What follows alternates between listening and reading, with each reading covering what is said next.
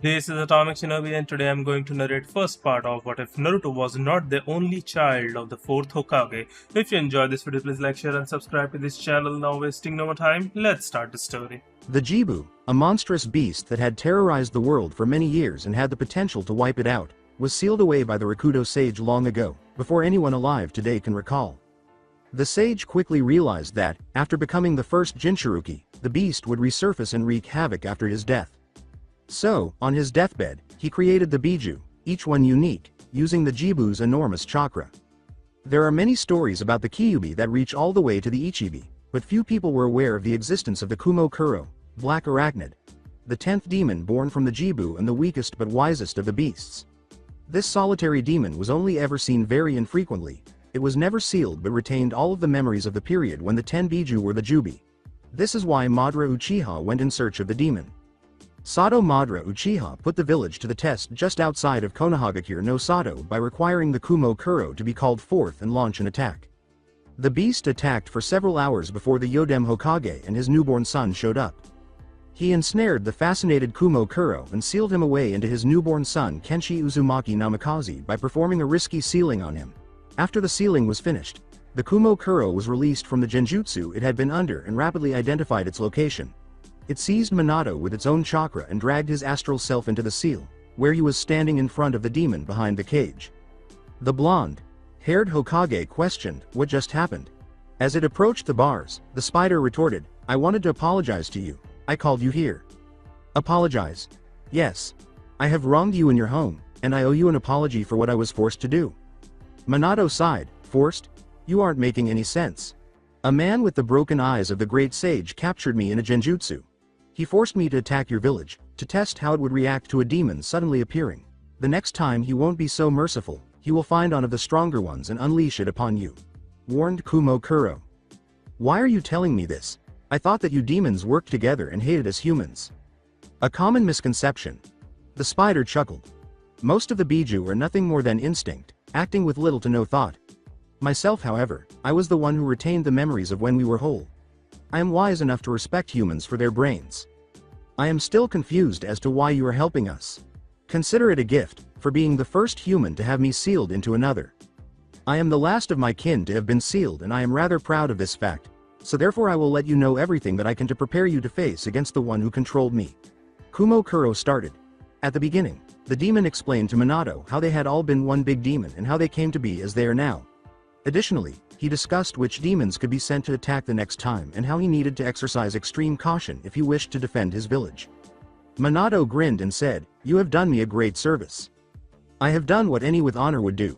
I hope that you will use this information to aid others." Kumokuro was beaming. "And one last thing. Your son, I can sense Keke Genkai within him." "Yes, both my wife and I have them, though I never learned my clans nor did my wife." "I see. Then let me warn you. The presence of a demon makes it more likely that it will occur, so be warned that your son will likely show signs of having one if not both Keke Genkais. The spider had warned you."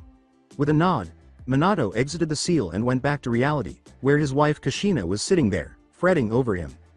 When the spider's warning materialized 4.5 years later, the Kyuubi was freed and subdued to obliterate Konoha no Sato.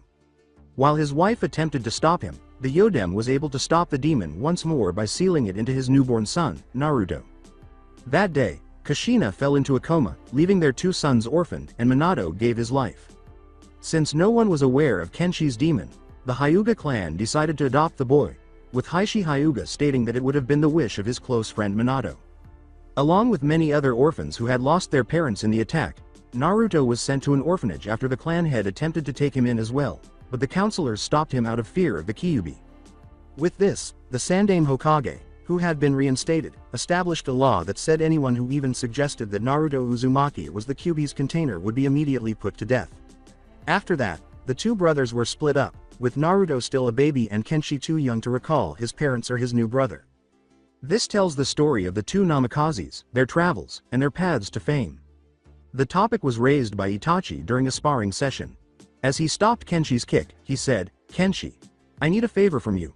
Kenshi, who had medium-length blonde hair and was slender but muscular, was someone to keep an eye on. He was unique because of his eyes. since the Hyuga's eyes were typically so pale white that it was difficult to distinguish between different parts of the eye. Kenshi stood out even more because he had preserved his natural eyes and they were blood red. His eyes were closed as he tried to feel Itachi move rather than see him move, so he asked, "What?" As he attempted to punch Kenshi, he replied, "I need you to come with me tonight to see the Hokage." Kenshi threw his own punch and blocked the other, asking, "All right. Why do you need to see the old man?" His entire attention was on the fight, and he only said, "You'll find out when you get there." He saw Itachi sitting in a chair with the Hokage and the 3 advisors to the Hokage when he entered the Hokage tower and the meeting room that evening. He sat down and waited for one of the 4 elderly people to explain the situation to him. To his astonishment, the elderly Danzo was the first to speak. "Let's cut right to the chase. Itachi, we have tasked you with eliminating the Uchiha insurrectionists. You are to commence the operation tonight." Danzo replied calmly. "Which brings us to why you are here, Kenshi. Itachi would like you to assist him in this." The Hokage responded. "Let me get this straight, Sarutobi. You want me help Itachi kill off his clan members who might be planning a rebellion?" Kenshi was taken aback. With a sigh, Elder Homura stated, "We don't think, we know." A few days ago Itachi discovered the plot from one of the conspirators, Shisui Uchiha, who offered him into the plot.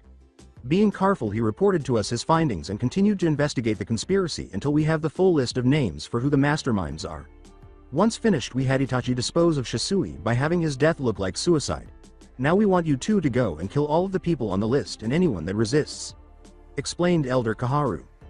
"We are sorry for asking the 2 of you to do such a thing, but if we were to confront them openly, then we would have many casualties. Therefore we want the 2 of you to do this in secret." The Hokage exhaled. He looked at Itachi and knew that whether he assisted or not, his friend would carry out this deed. "Very well. Approximately how many will die?" he responded. "If we are fortunate, only 20 of them.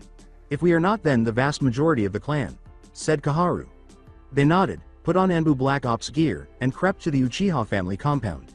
As they moved swiftly, they discovered that many of the regular clan members were present and that the majority of the targets were congregating at a central location. Kenshi muttered, "This isn't looking good. It doesn't matter. They launch the plan tomorrow night. If we don't do anything tonight, then we are going to have a civil war on our hands." He replied with a whisper. After waiting for a few minutes, Itachi finally gave him a nod, and they launched their assault. Itachi threw a kunai into the air, and Kenshi struck it with his own to cause it to fall and strike the target directly below Ito, one of the 20 they were meant to kill. Kenshi's kunai then fell into the crowd, blade first, killing one of the participants. "Someone is here," exclaimed a man. The 2 were hiding in the opposite direction, and they all turned to look in that direction. They jumped off the roof without looking and attacked. Kenshi started using the Byakugan and was hitting the people he had sneaked up on in key pressure points. Itachi, on the other hand, slit throats and moved like an assassin while keeping them quiet. They only noticed the 2 of them and attacked after a number of people had perished.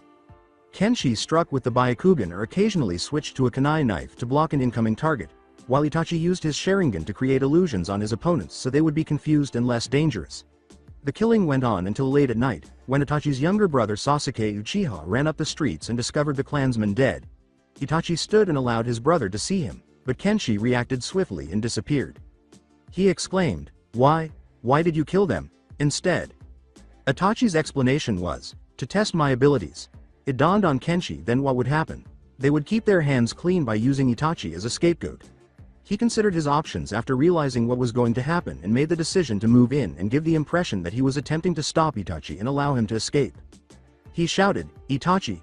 as he dashed toward them from the shadows. After defeating Sasuke with a strong form of the Sharingan, Itachi turned to face Kenshi.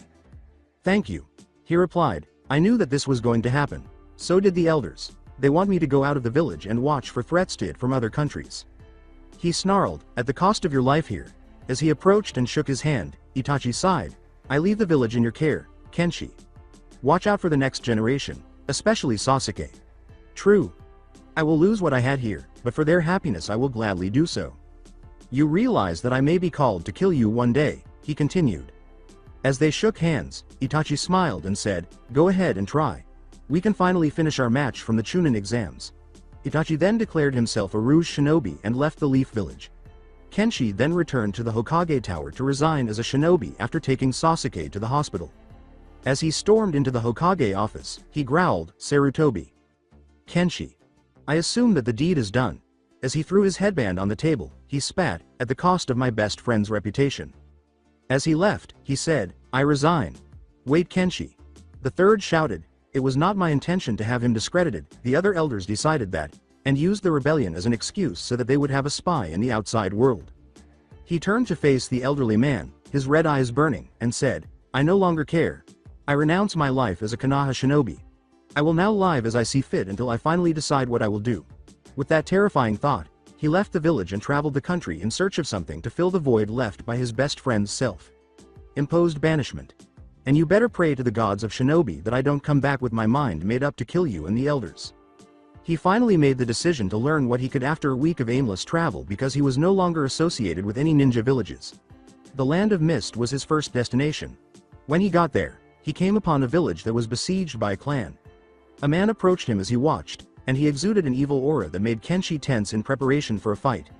A young boy with a small dagger ran up as the two stood silently. He shivered uncontrollably as the man said, "The ones you were looking for are down below." After the uprising ended, Kenshi made his way into the main ninja town and located the Jonin training grounds. He eventually succeeded in getting them to train him after speaking with a few of them. He trained in water-style jutsu for 3 months until he was proficient enough to use only Suiden jutsu to match any of the Jonin. After that, he traveled for a few weeks before reaching the Land of Sand. There, he discovered the village that was to serve as the shinobi's principal capital. He brought the Kazakage before him after consulting with others. "What brings you to our village, outsider?" asked he. Kenshi answered, "I have simply come to expand my knowledge." "Why? What land do you hail from?" He seemed pleased with his responses and permitted him to have the same personal tutor as his 3 children, Tamari, Kankuro, and Gara. "I used to be a shinobi from Konoha, but I have resigned my position as a shinobi in order to better understand myself. I simply believe that knowledge of other lands will aid me in understanding what I must do." They were all initially bashful around him, but Tamari broke the ice by inquiring about his domestic life and potential romantic interests. When Kankuro was having trouble with his puppet master jutsu, which Kenshi was becoming very good at, he taught him small tips that made the process go more smoothly. Last but not least, Gara seemed to have no friends and was inherently shy. Did he understand why some children were making fun of him? The children were injured while he was shielded by the surrounding sand. He approached Gara after witnessing his extreme pain, gave him a hug, and explained that they were merely cruel kids who didn't realize his true identity. The last of the 3 opened up as a result, and after a few months, they resembled a small family. He left each of them a gift, and it was a sad farewell when he finally left. Gara received a special scroll that would teach him new forms of jutsu when he was old enough. Kankuro received his first puppet to learn to use, Crow, and Tamari received a new fan that she had wanted to purchase from a store. Having conquered both lands, he proceeded to the Land of Stones and then to the Land of Thunder. At that point, he made the decision to finally use his influence for the better. He was given a copy of all the missing nins before he left the Land of Thunder, and he used what he believed to be the least amount of skill to find them. Because no one ever saw him and those who did never lived, he came to be known as the Shadow. Eventually, his journey led him to what was regarded as the ultimate challenge. The man, who wielded the formidable dual swords known as Misutoriberdo, was once one of the 7 swordsmen of the Mist. Kenshi swiftly located him and discovered him in charge of a band of bandits who were determined to destroy a small village. Kenshi snarled as he struck, making the hand signals rapidly and mumbling, "Fuden. Jinfu no Surashu." The procession was stopped when blades of silver tinted wind sliced through the leading ranks. "Fool. It's time for you to die." Many whispered that this was a bad omen, and one bandit muttered, "What on earth? It's just some ninja who believe that by frightening us, he can drive us away. Well, I say that we keep marching. He can't stop us." The leader yelled at Kenshi's target, calling them cowards. Cigara no Tairu, and a class rouge who has slayed many ninja that have come after him. He is especially skilled in kenjutsu and is known for sending jutsus through his swords. Kenshi was reading as he watched. He decided to put a stop to this as soon as possible, so he opened the big jug on his belt and unlocked a seal that protected its contents. Then the sand started to flow and headed for Cigara. It started to encircle him and the horse he was riding with a swift hand gesture, trapping him entirely. As the sand finished the trap, he said, "Tsunation. Suna no Kan." He then closed the open hand and gave the sand's chakra the signal to tighten as well, saying, "Tsunation. Suna no Haka." The chakra then tightened until it should have killed him, but he felt nothing. He quickly used the Byakugan to see that he had moved in 20 meters to his left and had replaced himself with a big rock. As he entered the trees, he smiled and said, "Time to play." Subsequently, Cigara crept through the forest, only to discover that nobody was there. Then Kenshi pulled out a kunai knife and threw it into the string in which he had set the trap.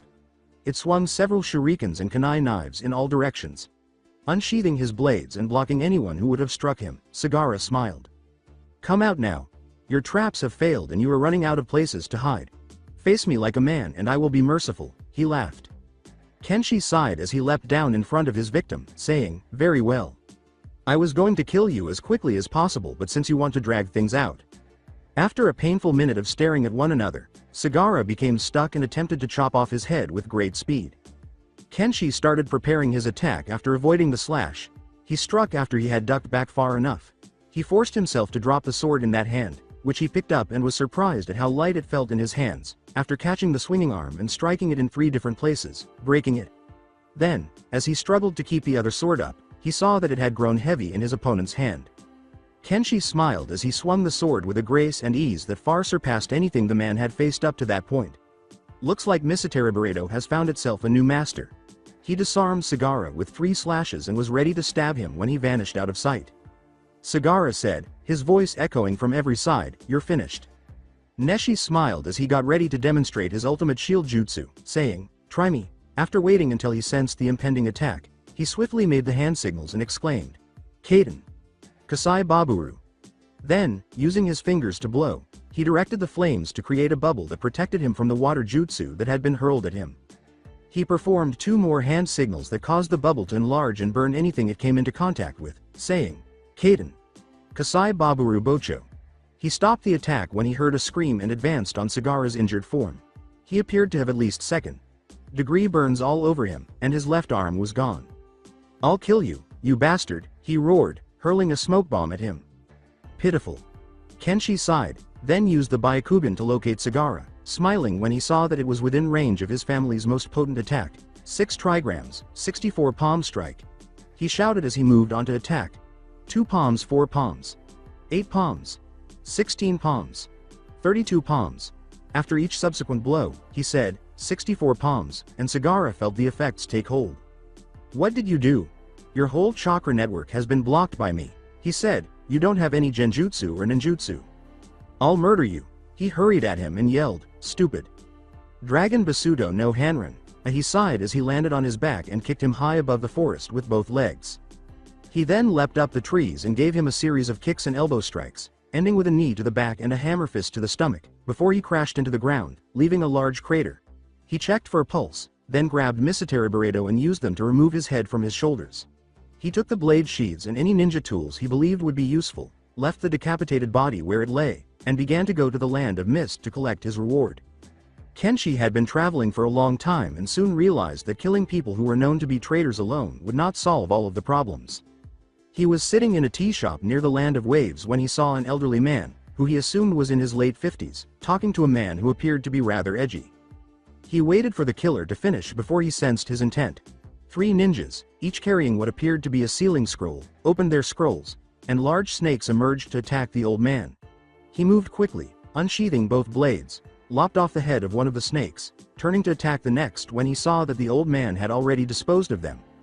The 3 attackers began to flee, but were stopped when a dark swamp appeared beneath them. "Where do you 3 think you're heading now?" the man inquired. "Leave us alone," one yelled.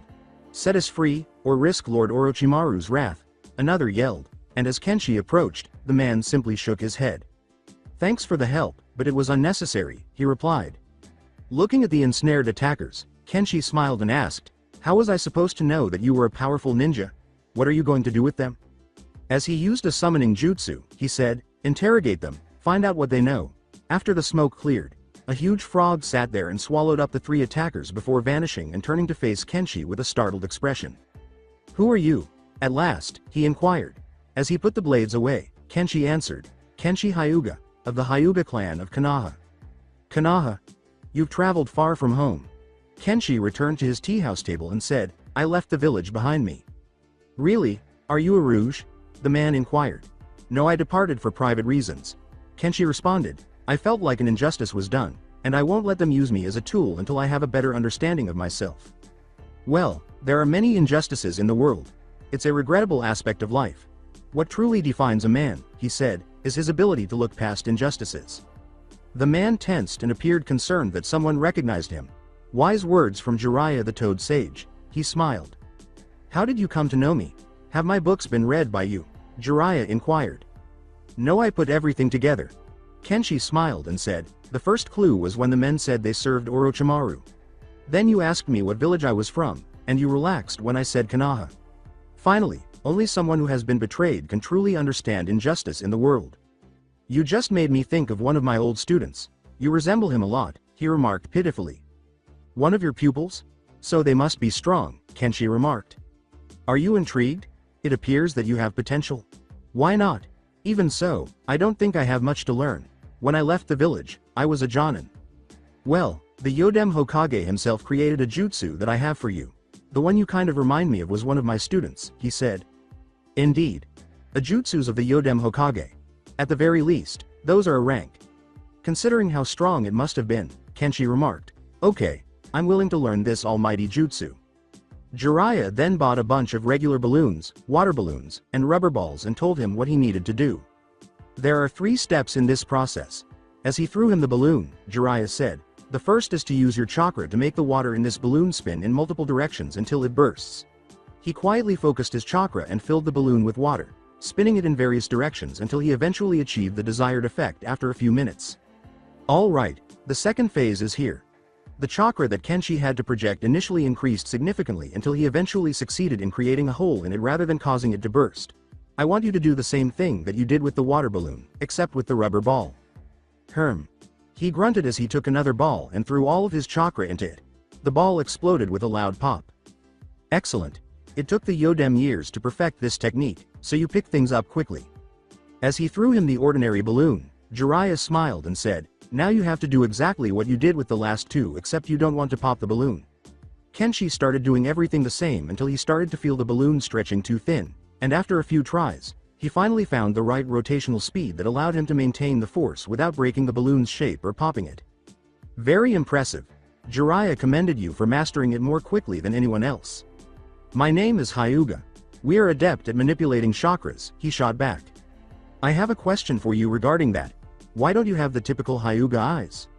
According to my father, it was referred to as a throwback. Every few generations, they are able to lose their normal eyes, revealing the blood behind them as the irises become fully transparent. He claims that it is a recessive gene in the family. He experienced homesickness after talking about home for so long. Don't you miss home? Clearly reading his face, Jiraiya asked. Yes. I have been absent for years. He laughed, I've been gone too long. My younger sister must have graduated from the academy by now, and perhaps even found the courage to approach her secret crush. Jiraiya said, then go back. Kenshi opened his mouth to object, but Jiraiya continued, saying, I know you're upset about the injustice, but use it as a chance to get stronger, try to make amends, and ensure that it doesn't happen again. You just need to know what to do to realize your potential for strength and becoming a great shinobi.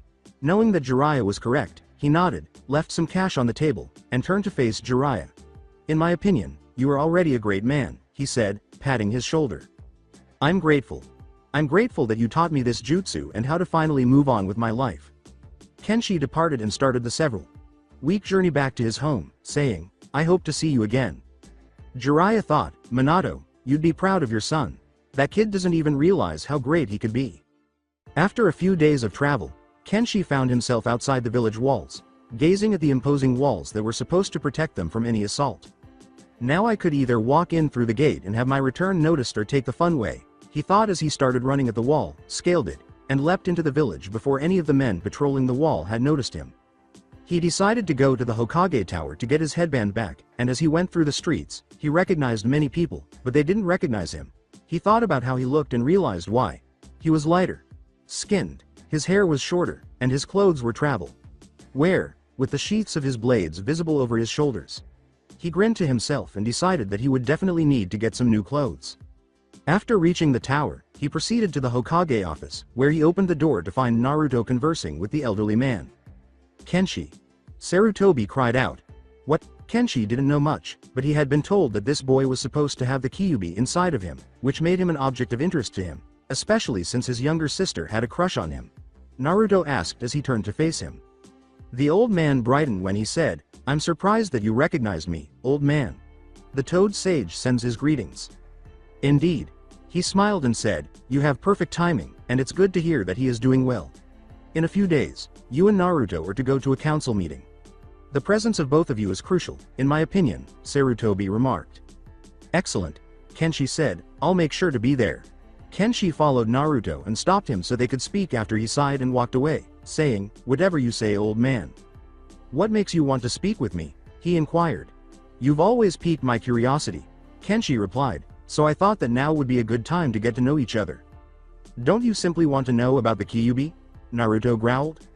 "Who informed you of the Kyuubi?" With great concern, he inquired. "Doesn't matter." Naruto growled harshly. "You're correct. It makes no difference. I'm not interested in getting to know you for that reason. It's because I find you fascinating." They then discussed Naruto's time in the academy and how he had passed the test in a very unconventional way. "You have great potential, and I want to see the amazing shinobi that you become," he replied. "Well, I'm impressed. You have a lot of potential, and with the correct mentor, you could succeed and even take on the role of Hokage," Kenshi smiled. "You believe so?" Naruto inquired. "Obviously." Kenshi smiled and said, "I'd stake my swords on it." They then parted ways. When Kenshi arrived at the Hyuga compound, he saw his father sitting with a red-headed woman who appeared upset, and his father appeared oddly sympathetic. He put down his pack and walked over, saying, "Hello, father." "Kenshi. You've come back to us, then," he said. "Yes."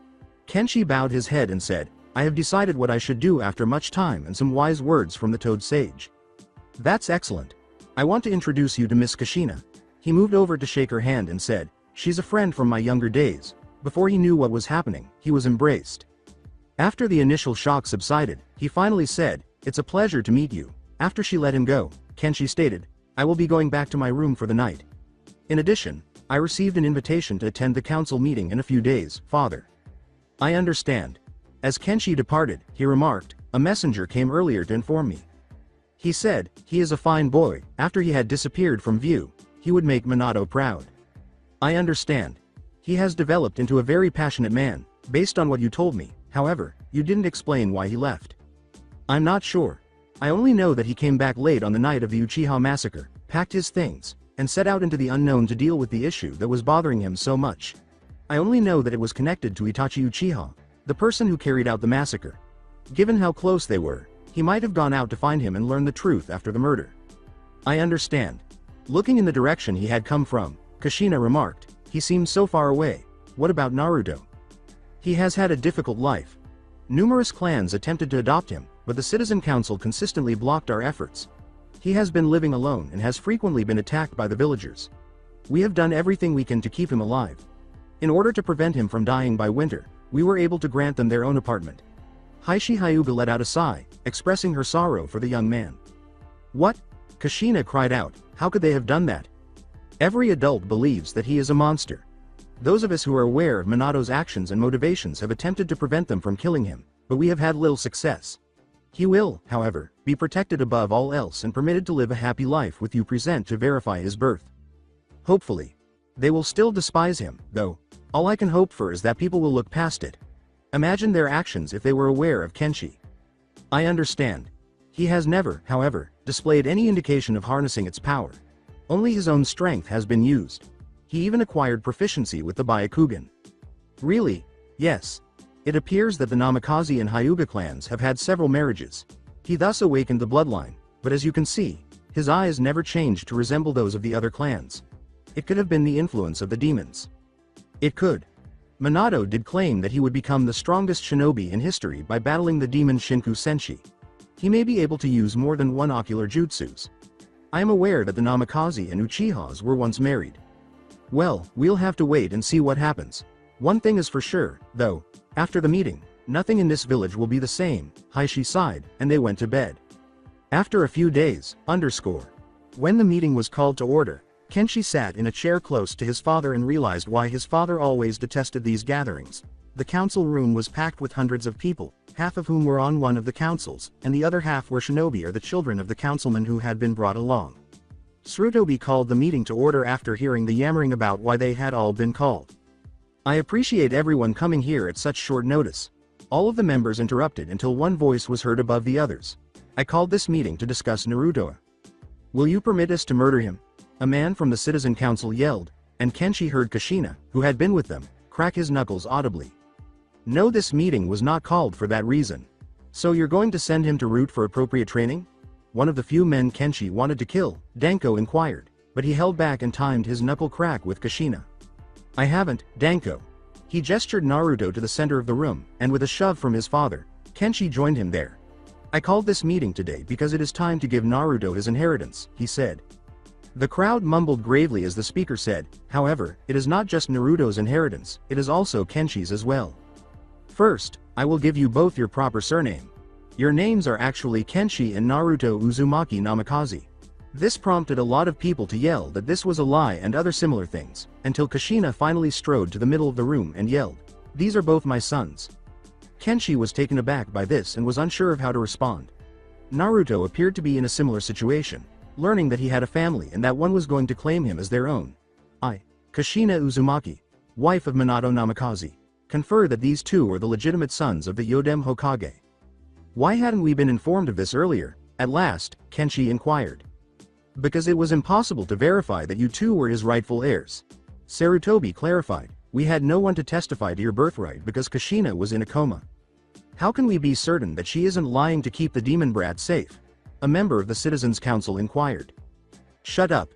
Kenshi said, displaying a murderous intent, you can see how much we resemble the Yodem Hokage, and I will not stand for any disrespect to my brother.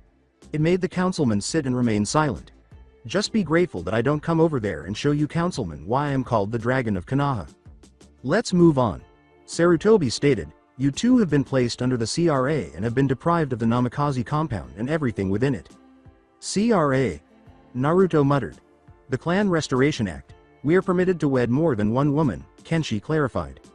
As he gave them the key and deed to the Namikaze compound, he said, also, since you are the eldest Kenshi, you are now the head of the Namikaze family and are now granted a position on the clan council. You are now free to go. We will discuss the CRA more at a later date. With that, the three of them left the tower, and there was a noticeable sigh of relief. Naruto's astonishment subsided after they departed, and he started asking questions. Why didn't you come get us earlier? How did father behave? When you said that we could marry more than one woman, what did you mean? Why was nobody aware that we were the Yodem Hokage's sons? Leading the way, Kushina appeared ecstatic. Take it easy, Chan. Kenshi laughed. We can talk once we get to our new house. I want to know what has happened to you two once we get home. I want to know everything, she said, rambling until they arrived at the house, which was bigger than the Hyuga estate and could easily accommodate both of them as well as any future generations. After the door was unlocked, Kushina went straight to her old room, while Kenshi and Naruto explored until they each chose a room for themselves.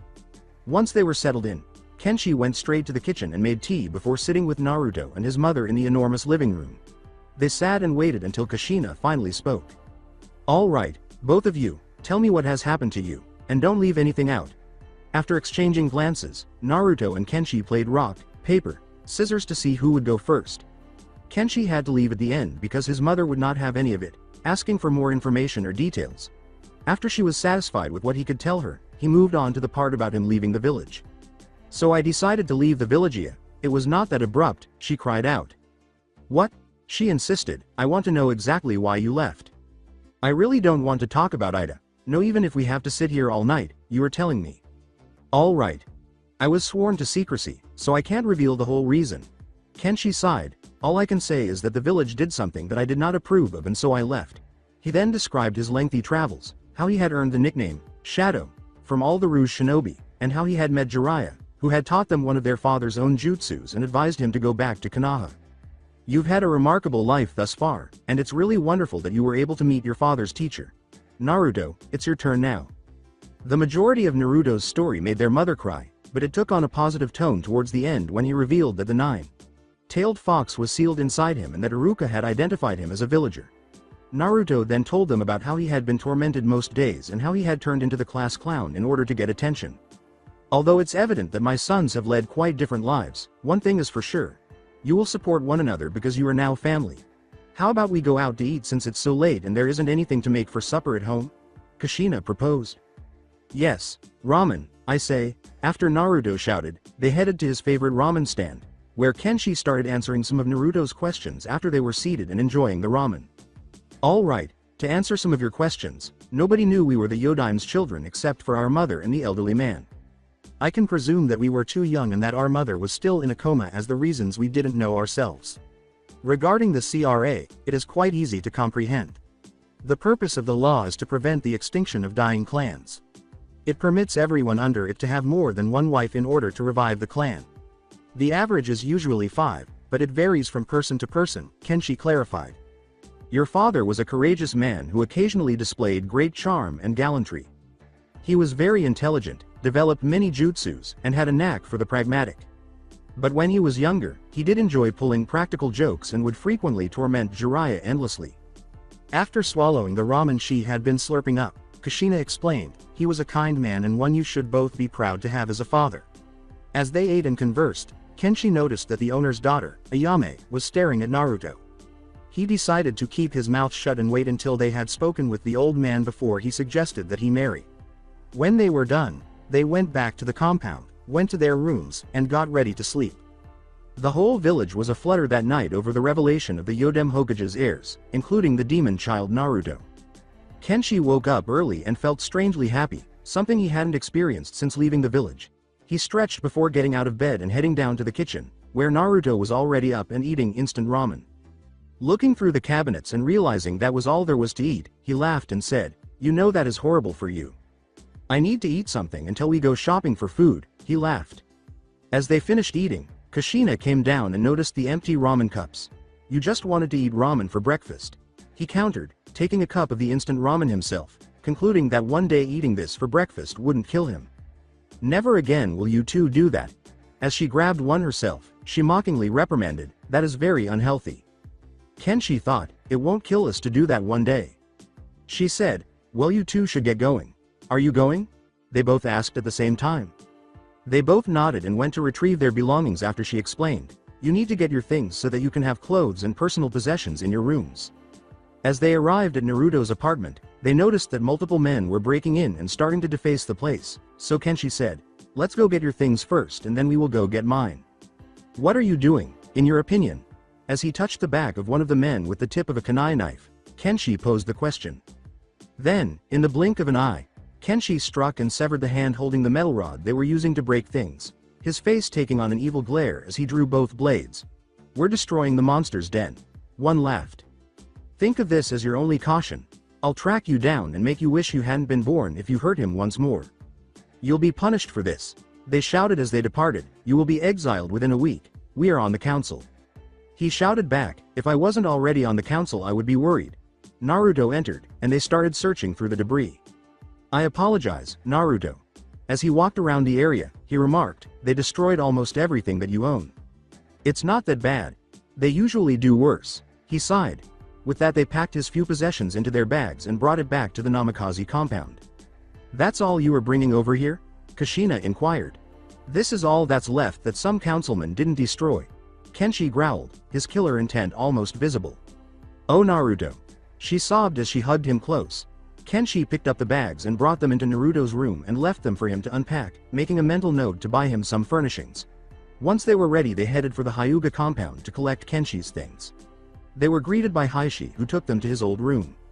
"It's good to see you again, Kenshi," he said as he shook his hand. "No need to be so formal. You raised me, and for that I will always be in your debt," he bowed.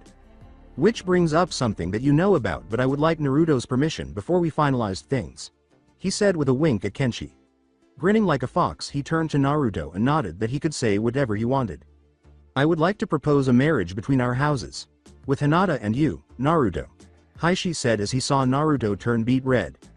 "Aren't I kind of young to be talking about marriage?" he asked, clearly bothered. "Technically no, under the CRA you can marry at the age of 12 and with most clans you set up the marriages years in advance and from there work on everything else. That way you would still have time to change your mind if it turns out that you don't think that you are compatible," Kenshi explained. This did not help Naruto at all, and while they waited, Hinata walked into the main hall and saw the three of them there. Naruto blushing so red you would think that his inner head was ablaze, while Kenshi and Heishi were grinning like crazy. What is going on?" she asked. Heishi then turned and whispered something to her that caused her to faint. "You informed her that you were setting up her marriage to Naruto?" "Yes. Nobody is going to make you say yes, Naruto," he said reassuringly. "Just do what you think will be best for everyone, including yourself." They then went into the hallway leading to Kenshi's small room. He had never had much, but what he did have was a picture of himself, Itachi, and Konoha following the Chunin exams, all of which he passed. The broken kunai he had first used when he had left the academy. It had broken in a mission, but he had refused to throw it away. His most prized possession, however, was sealed inside a scroll that their deceased teacher had given him, stating that he should open it when he was ready to see what his true power was. Upon returning home after packing, they discovered that Kushina had gone shopping with some money that Kenshi had left out. "You've got it all?" she called from the kitchen. "Yes, and Naruto has his first proposal," he laughed. "Really? Who?" she demanded, rushing out of the kitchen. "Hinate Hyuga." Kenshi grinned as he walked to his room. "Did you say yes?" "No, I think that it's too soon." "No such thing.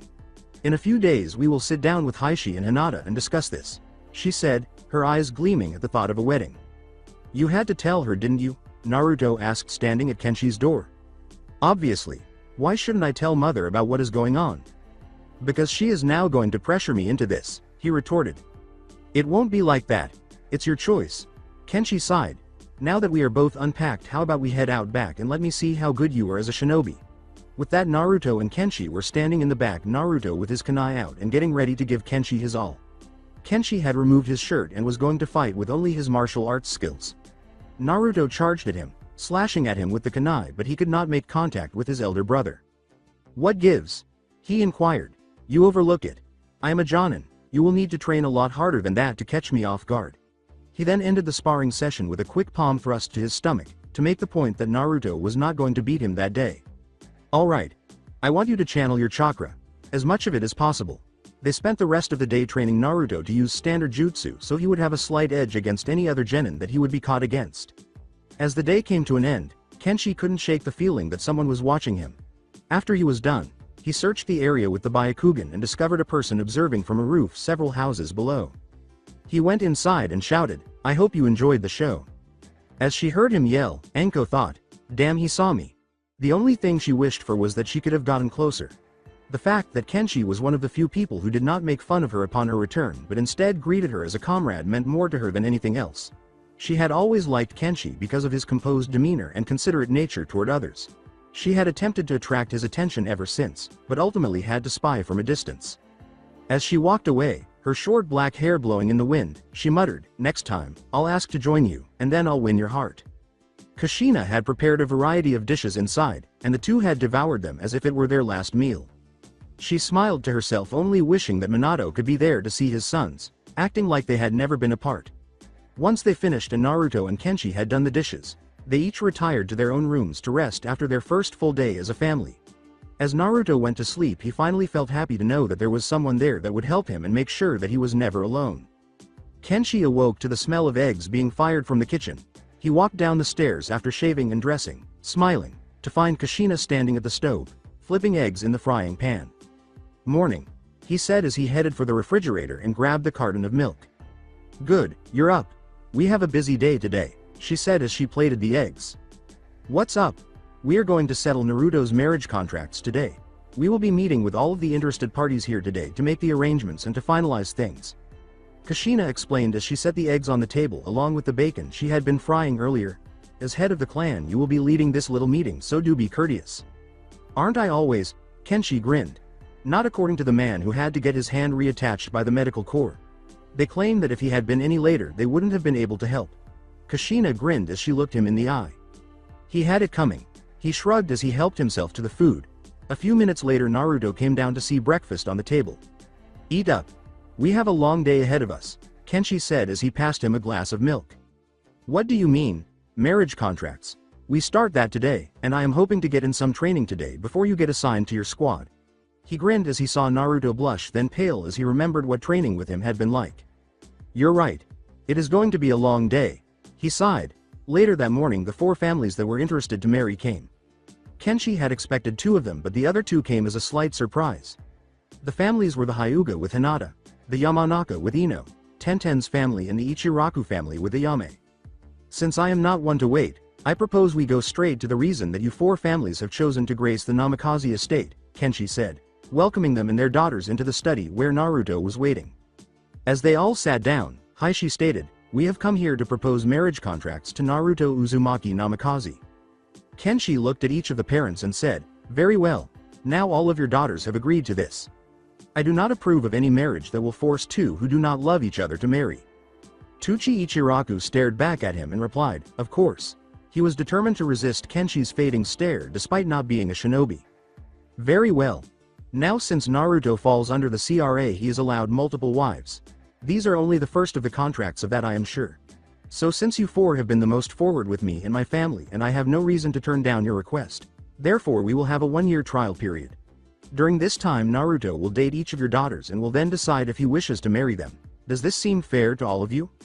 Tenten's father looked at his daughter, who was staring at Naruto with a hungry expression in her eyes, and he said, "Yes, it is perfectly fair." Kenshi looked at Naruto and said, "Naruto, do you approve of the conditions that I have set?" "Yeah. This way no feelings will be hurt by me making a quick decision," he smiled. Kenshi sighed as he pulled out a pen and signed the 4 contracts. "Very well. Then we, the clan heads, will sign the initial contract, and if in a year's time you approve, then you and the young lady will sign as well." Inoichi Yamanaka spoke up after they had all signed. "A thought has occurred to me. Most of our daughters are shinobi and will often be busy. I would like to suggest that they stay here, that way they have more exposure to Naruto," he continued. He thought about that and weighed his options. Indeed, the compound had enough space to accommodate all of the young ladies, and he was certain that his mother would be ecstatic about the opportunity to have more guests in the house, as well as the possibility that they would become future daughter-in-laws. "Very well. I have no qualms about the ladies staying in the compound. However, I offer this to Miss Ichiraku as well, since it is being offered to the other 3. Now do you 4 wish to stay in the compound and live here at least until the 1-year trial period is over?" Kenshi responded. "Yes," was the unanimous answer. Saying quick goodbyes to the parents, who said that they would send over their daughter's possessions later in the day, Kenshi sighed in relief as he turned to 4 girls. "Alright, some basic ground rules. 1. No sneaking into Naruto's room. Any of you get caught doing that, then we go to locked doors. 2. I will ask that you do help around the house. You live here, you have to help with the housework. Finally, for training, if you wish to join me and Naruto, or my mother, then simply ask. As of now you are family," he said as he led them to the unoccupied west wing of the compound. "You can have your pick of rooms from over here." With that each girl ran off, trying to find a room that they liked best. "And these are only Naruto's. I am afraid when more come," he thought to himself as he headed for the back where Naruto waited for their training session. "Alright, Chan. Let's get this show on the road, and since we will have the ladies watching us, feel free to lose the shirt." He winked as he removed his shirt and drew Misatera Burrito. "Today we will see how you fare in armed combat." He grinned as he squared off with the blonde. Right as the match started, the girls all came out to watch, including Kushina, who was grinning from ear to ear. Kenshi was unforgiving of the blonde, who was up against the 2 swords with only his kunai knives. He held Naruto at bay with his extended reach until he hurled one of the swords just past his head. They went on, but this time Naruto fared a little better until he was able to make Kenshi take him seriously. "Pick up the blade. Since we are blood, you should be able to wield it," he said as Naruto picked up the blade. "Now let's see if this makes a difference." His speed increased in tandem with the force of his blows, a subtle but noticeable change. After aiming to kill him for 30 seconds, he disarmed the brother with the whisker marks and put the blade to his throat. "Dead," he gasped, though it was a hard match. The girls rushed over to check on him and complimented his fighting prowess. This caught Tenten's attention. She adored the blonde Gaki but had a great deal of respect for Kenshi, who was said to be even more powerful than any of the Anbu that was currently in action. "Enough." Kenshi sighed. "We are not finished yet, unless you would care to join in?" She smiled. "I'll take you on." He pulled out his blades and gave her his most ferocious glare while laughing. Despite a slight shudder, she did not back down and pulled out a scroll from her back. She pulled out a good-sized katana and used release jutsu on the scroll. As he twirled Misatera Burrito in his hands, he bowed and said, "Ladies first." Her attack began with a charging slash that was on par with most shinobi kenjutsu experts. He sidestepped the kick she had thrown at his side by blocking with one of the blades. He launched an offensive, hammering away at her sword until he got past her defenses, knocked the katana from her grasp, and pressed both blades to her neck. "Dead," he said as shock registered on her face. "How did you do that?" she asked. As he sheathed the blades, he sighed, "A lot of training. Spend 5 years hunting Rouge.Nin and you learn a lot." Looking at each of them, Kushina said, "Okay, it's time for dinner." Kenshi said as he made his way to the master bathroom, "Okay, I'll be there once I shower the sweat from my limbs." When he came into the kitchen after taking a shower, he noticed a note indicating that they were in the dining room. He snatched his seat at the head of the table as he entered the next room and noticed that Naruto was still not there. "Where's Chan?" he asked. "Showering as well. I ordered the girls to give him some peace," Kushina said as she took a seat at the other end of the table. "Alright, now that is rule 4. No peeping," he laughed as a few of them moaned in mock protest.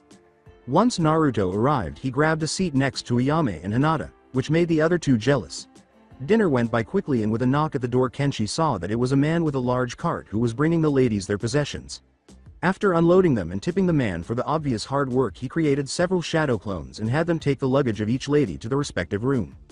Once everyone was settled, did Kenshi head off to his room, leaving his brother to deal with the attention from 4 young women. "The lucky boy," he thought as he laid back in his bed, reading over some more marriage contracts that would have to be finalized.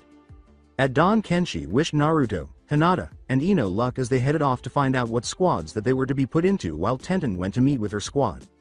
Kenshi then spent the morning cleaning the house with Ayame and Kushina, chatting among them about little things, mainly about cooking.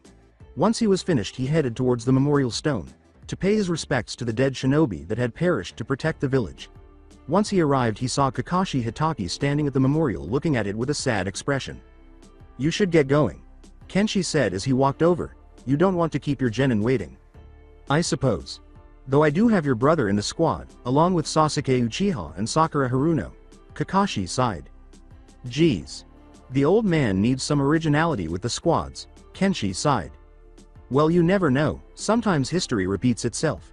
This squad may end up a lot like your old one." "I doubt that. Sasuke is still unstable from what happened, and if it wasn't for a vow I made, I would tell him the truth of that day." "You promised the Sandame that you would never tell what had happened," Kakashi said, giving him a look. "He deserves to know. Until the old man dies, then I will remain silent, but when he does, then I will tell the Uchiha clan what actually occurred, and beg their forgiveness for deceiving them." Kenshi sighed as Kakashi left. The rest of the day Kenshi spent training in the garden at the estate, while Naruto came back saying how he wasn't supposed to eat breakfast tomorrow. "Well, as Kakashi says that you shouldn't, then don't. Just remember this, don't think you can outwit him. He is one of the village's most cunning shinobi, along with the fact that he is a jonin like me. If you can learn from tomorrow's lesson, then you will be a stronger shinobi," Kenshi said as he and Naruto started their battle. He was teaching Naruto how to use some fire ninjutsu when he heard someone who didn't live in the house enter the garden halfway through the lesson. He recognized it as his old squadmate Konoha Haruno using the Byakugan. He turned and approached Konoha, saying, "Okay, Naruto. Keep honing that jutsu, I have a visitor." "Hello Kenshi-kun." She smiled. "Hello Konoha-kun. What brings you to the estate?" he asked as he grabbed his shirt. "My father wanted you to look at these marriage proposals from our family," Konoha explained as they walked to the study. "For both me and Naruto." "Yes. He believes that it will bring our families closer together," Konoha nodded. Shinku read over the 2 contracts and finally looked her in the face. "I accept one," Kenshi said as he watched her face look downtrodden. "Then I will tell my father that you accept Sakura's contract." "You have it reversed," Kenshi said as he set the contracts down. "What? You are turning down Sakura's contract and not mine?" "Yes, Naruto likes Sakura, I won't deny that. However, the feeling isn't mutual. I will not force your sister to marry someone she does not love," Kenshi explained as he handed back the contract. "However, I am setting up a hobble on all of the contracts. A year of only dating, to see if the love is genuine, and then if both still agree, then the marriage will go underway. I have done this with Naruto and I am setting the same with me. A single year of dating, and then we move onward from there." Konoha smiled as she got up and turned to go, saying, "Very well. I shall tell my father and see what he has to say about this. You are very wise to put forth the feelings of others before the family's growth." Kenshi smiled as he escorted her out, saying, "What good is a large miserable family? I would prefer a small happy one." After they were done, he went back to Naruto to wrap up the day's training. The following day, he made his way to the training area where Kakashi would administer the most crucial test for any four-man team. He watched from a distance as the one-eyed shinobi told them what they needed to do and what would happen to the person who didn't collect one of the two bells. The three genin were heading toward their sensei, but they were moving in different directions.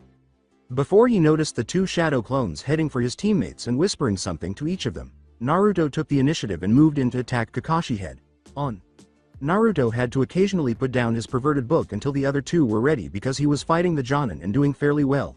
While Naruto initiated the hand signals, Sasuke struck first, hurling multiple shurikens at the Jonin. Only got one chance. Sakura, don't miss. Naruto thought as he finished with a tiger sign. Kaiten. Eiko no Kagayaki. Naruto said as he sent the flames at the Jonin who was expected used a substitution jutsu to escape to the point that Naruto had Sakura waiting. Moving quickly she sliced the bells off with a kunai knife and let Sasuke grab them, tossing one to the oncoming Sakura. Once this was finished, Kakashi tied Naruto to the stump saying how he was the only one to not have gotten a bell. But the point of the exercise was for us to work together, right? Naruto asked. Correct. However, rules are rules, so now you are tied to the stump while the other two eat lunch. Then we will perform another exercise like this, he said as he walked off. Kenshi felt sorry for his brother but knew the pain well. He had been tied to the stump after deciding to let his teammates take the bells. Normally, they would simply leave the person tied there until the end of the day, but Kakashi was doing something different. As the two ate their lunch in front of him, he asked for some food, and Sasuke offered him some, saying that they would need to be all at full strength if they were going to outwit Kakashi. Sensei. As soon as the food passed his lips, Kakashi appeared and seemed thoroughly pissed. You all a pass. He said. What? Naruto asked, more confused than he had ever been. Those that disobey orders are scum in the shinobi world, but those that would abandon a comrade are even worse than scum.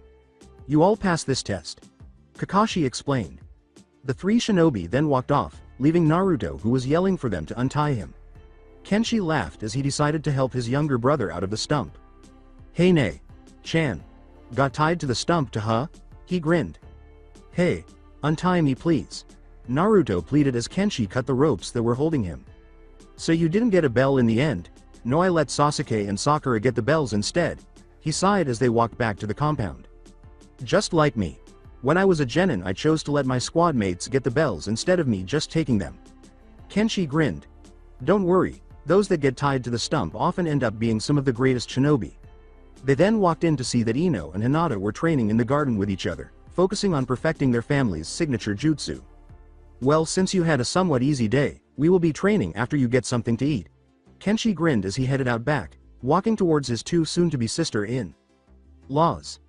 As he usually took off his shirt before training, he asked, would you young ladies like some assistance in training today? As she carried on with her training, Ino responded, no, I'm okay. I wouldn't mind the help, Chan. Hinata said as she walked over. Okay. Well, I can help you with the Byakugan, and I'll have Naruto helping us with the training, 2 trainings at once. And you don't have to keep calling me Chan. Kenshi smiled. Soon Naruto came out and Kenshi realized that the orange jumpsuit was very unfashionable and actually quite hideous. Naruto, once we are done training we are going shopping, Kenshi sighed. Why? That jumpsuit is hideous. I believe all of the ladies will appreciate the change in wardrobe. He grinned as he took the stance for the Byakugan. Anyway, today you will be learning how to fight against the Byakugan, one of the strongest taijutsu styles. I will give you an introduction to this combat style and then you and Hinata will spar for a while. And no ninjutsu. With that, Kenshi demonstrated how the Byakugan attacked the inner chakra network and how it could disable the entire chakra network and cause severe internal damage. Once he was finished, he left the two to spar while he began practicing his sword forms. As on the first day, he felt someone's eyes on him after completing the final of the initial forms. He sheathed the blades and called out, you can come out now. He was shocked to see Enko Midarashi, the snake Jonin, jump into the garden.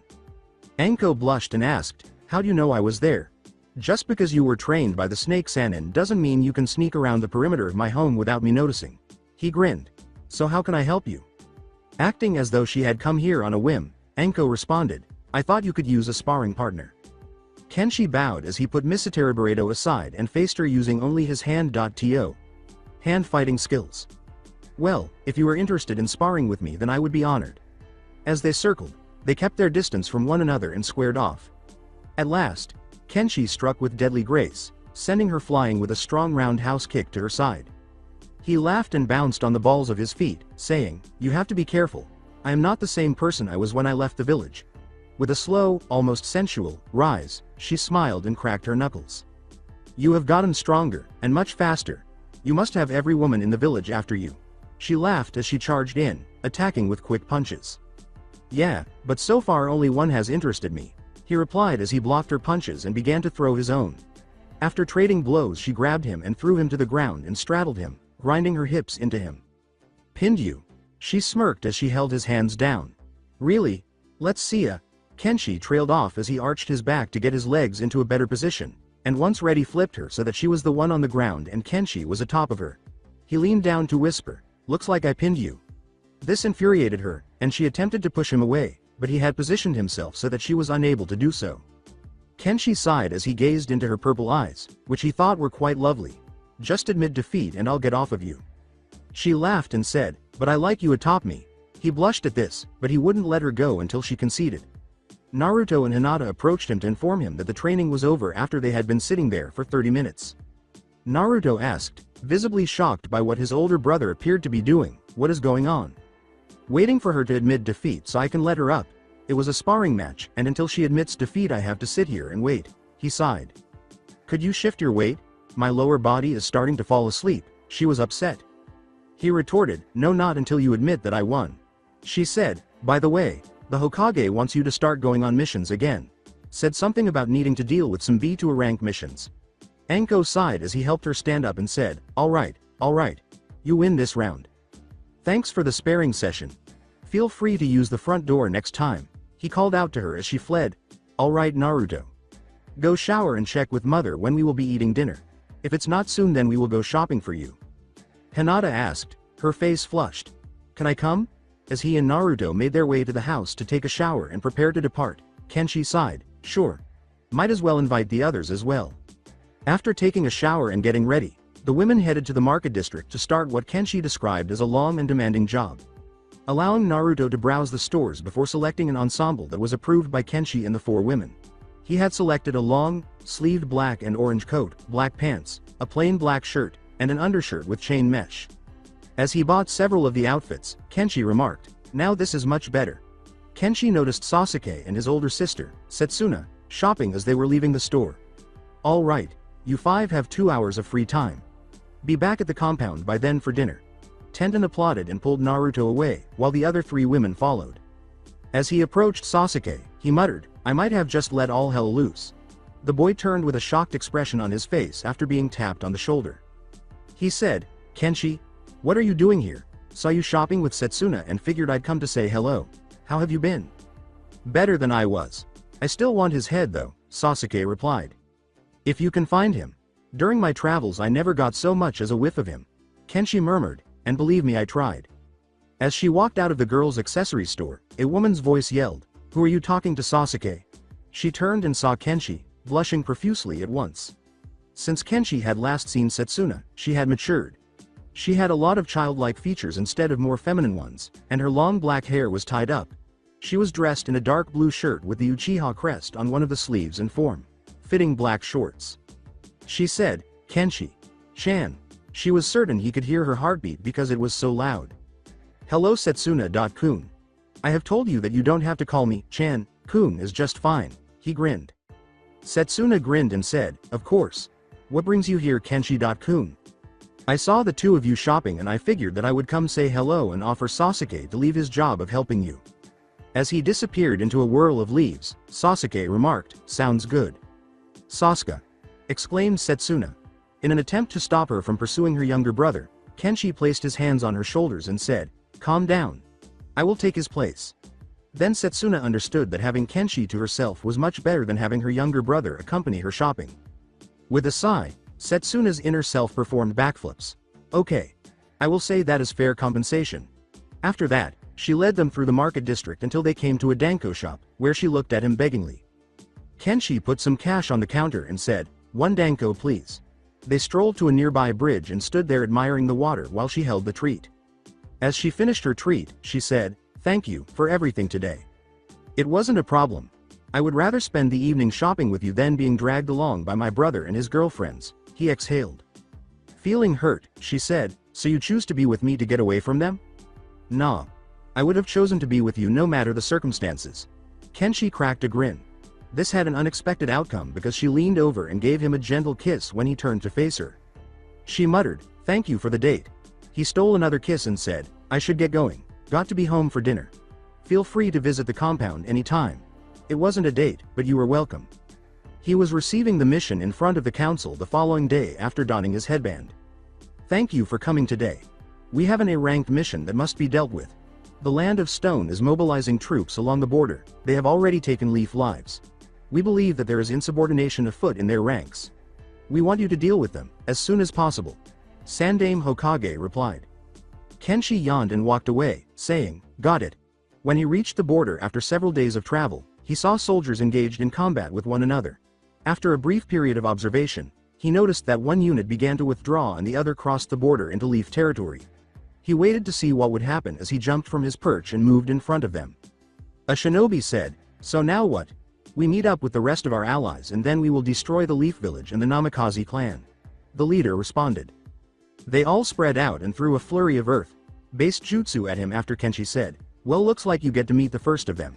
As he came into their line of sight, he said, "I am Kenshi Namikaze, and you will all die by my hand." He performed the hand signals he struck while grinning and jumping from tree to tree until he landed exactly where he had begun, unharmed. Raiden. Hagashi Kaminari. After that, lightning struck every enemy shinobi, securing them for the next one as it bounced from tree to tree. Sweden. Mizu no Kusari. All of the shinobi who were imprisoned were killed by water ropes that ran along the lightning chains with the finished jutsu. With a sigh, he made shadow clones, carried the corpses, and tossed them back across the border so their own people could bury them. After that, Kenshi departed and came back to the village to find out that his brother had been sent on a mission that would kill him. After returning to the village, Kenshi informed the Sandaime Hokage about the success of the mission. "Overall, I have to say that you may have dug your own grave by revealing that my family is still alive. Many in the Land of Stone still hold grudges against my father," he exhaled. "Very well. By the way, I have sent Squad 7 out on a C-ranked mission." "Really? Well, that is good. Where at?" "With the bridge builder Tenuza, in the Land of Waves." What was that again? You sent Squad 7 with that bridge builder to the Land of Waves?" "Yes. Why are you so concerned? Have you gone senile? Zabuza is working there to kill that man," Kenshi yelled. "What do you mean? It was presented as a C-ranked mission, only thugs to deal with." "No. The man Gato hired the most deadly shinobi that he could. He managed to get Zabuza, one of the former 7 swordsmen of the mist." Kenshi was trying to remain calm. "How do you know this? I still receive reports from my information network. Zabuza is a missing.nin and for the most part is undefeatable. I received word a few days ago that he had been hired by some mobman to work in the Land of Waves." "This is troubling. Do you think that Kakashi could deal with Zabuza?" "Maybe. Though I have been receiving reports that he has an ally with a powerful Kekkei Genkei." The elderly man sighed as he got ready to complete the required paperwork. "Very well, Kenshi. I want you to go and reinforce Squad 7. This is now an A-rank mission." Kenshi gave a nod before sprinting to the gates. When he finally arrived, after a few days, he could feel the traces of the chakra that had been used. As he made his way to the location, he felt the chakras of Naruto, Sasuke, Kakashi, and an unknown third. He located the bridge builder's home after moving into the town. He knocked on the door and yelled, "Hello." Then a young boy opened the door. "Yes. Hi. I'm looking for some Konoha shinobi, could you tell me where they are?" He pointed to the forest and said, "They went off into the forest." He nodded to the boy as he entered the forest and proceeded to observe that Kakashi had just completed instructing them on how to scale trees without the use of their hands. After Kakashi was done, he approached and rested on his crutch. Kakashi sighed, "I assume you are here to help us." Kenshi leaned against a tree and said, "Yeah. Those 3 have no business being here. I assume you met Zabuza already?" "Yes. His allies saved him before we could finish him off." Kenshi smiled as he watched Kakashi leave, watching his brother and Sasuke both fail at the tree climbing exercise that Sakura mastered instantly. Figures. When they strike again, you deal with the one who saved Zabuza. Let me deal with the mist swordsman. After descending, she passed him and nearly spoke when he gestured for her to stop talking. He walked straight past them and climbed the tree, waiting for them to notice, until they were both exhausted. "What? Ni-chan!"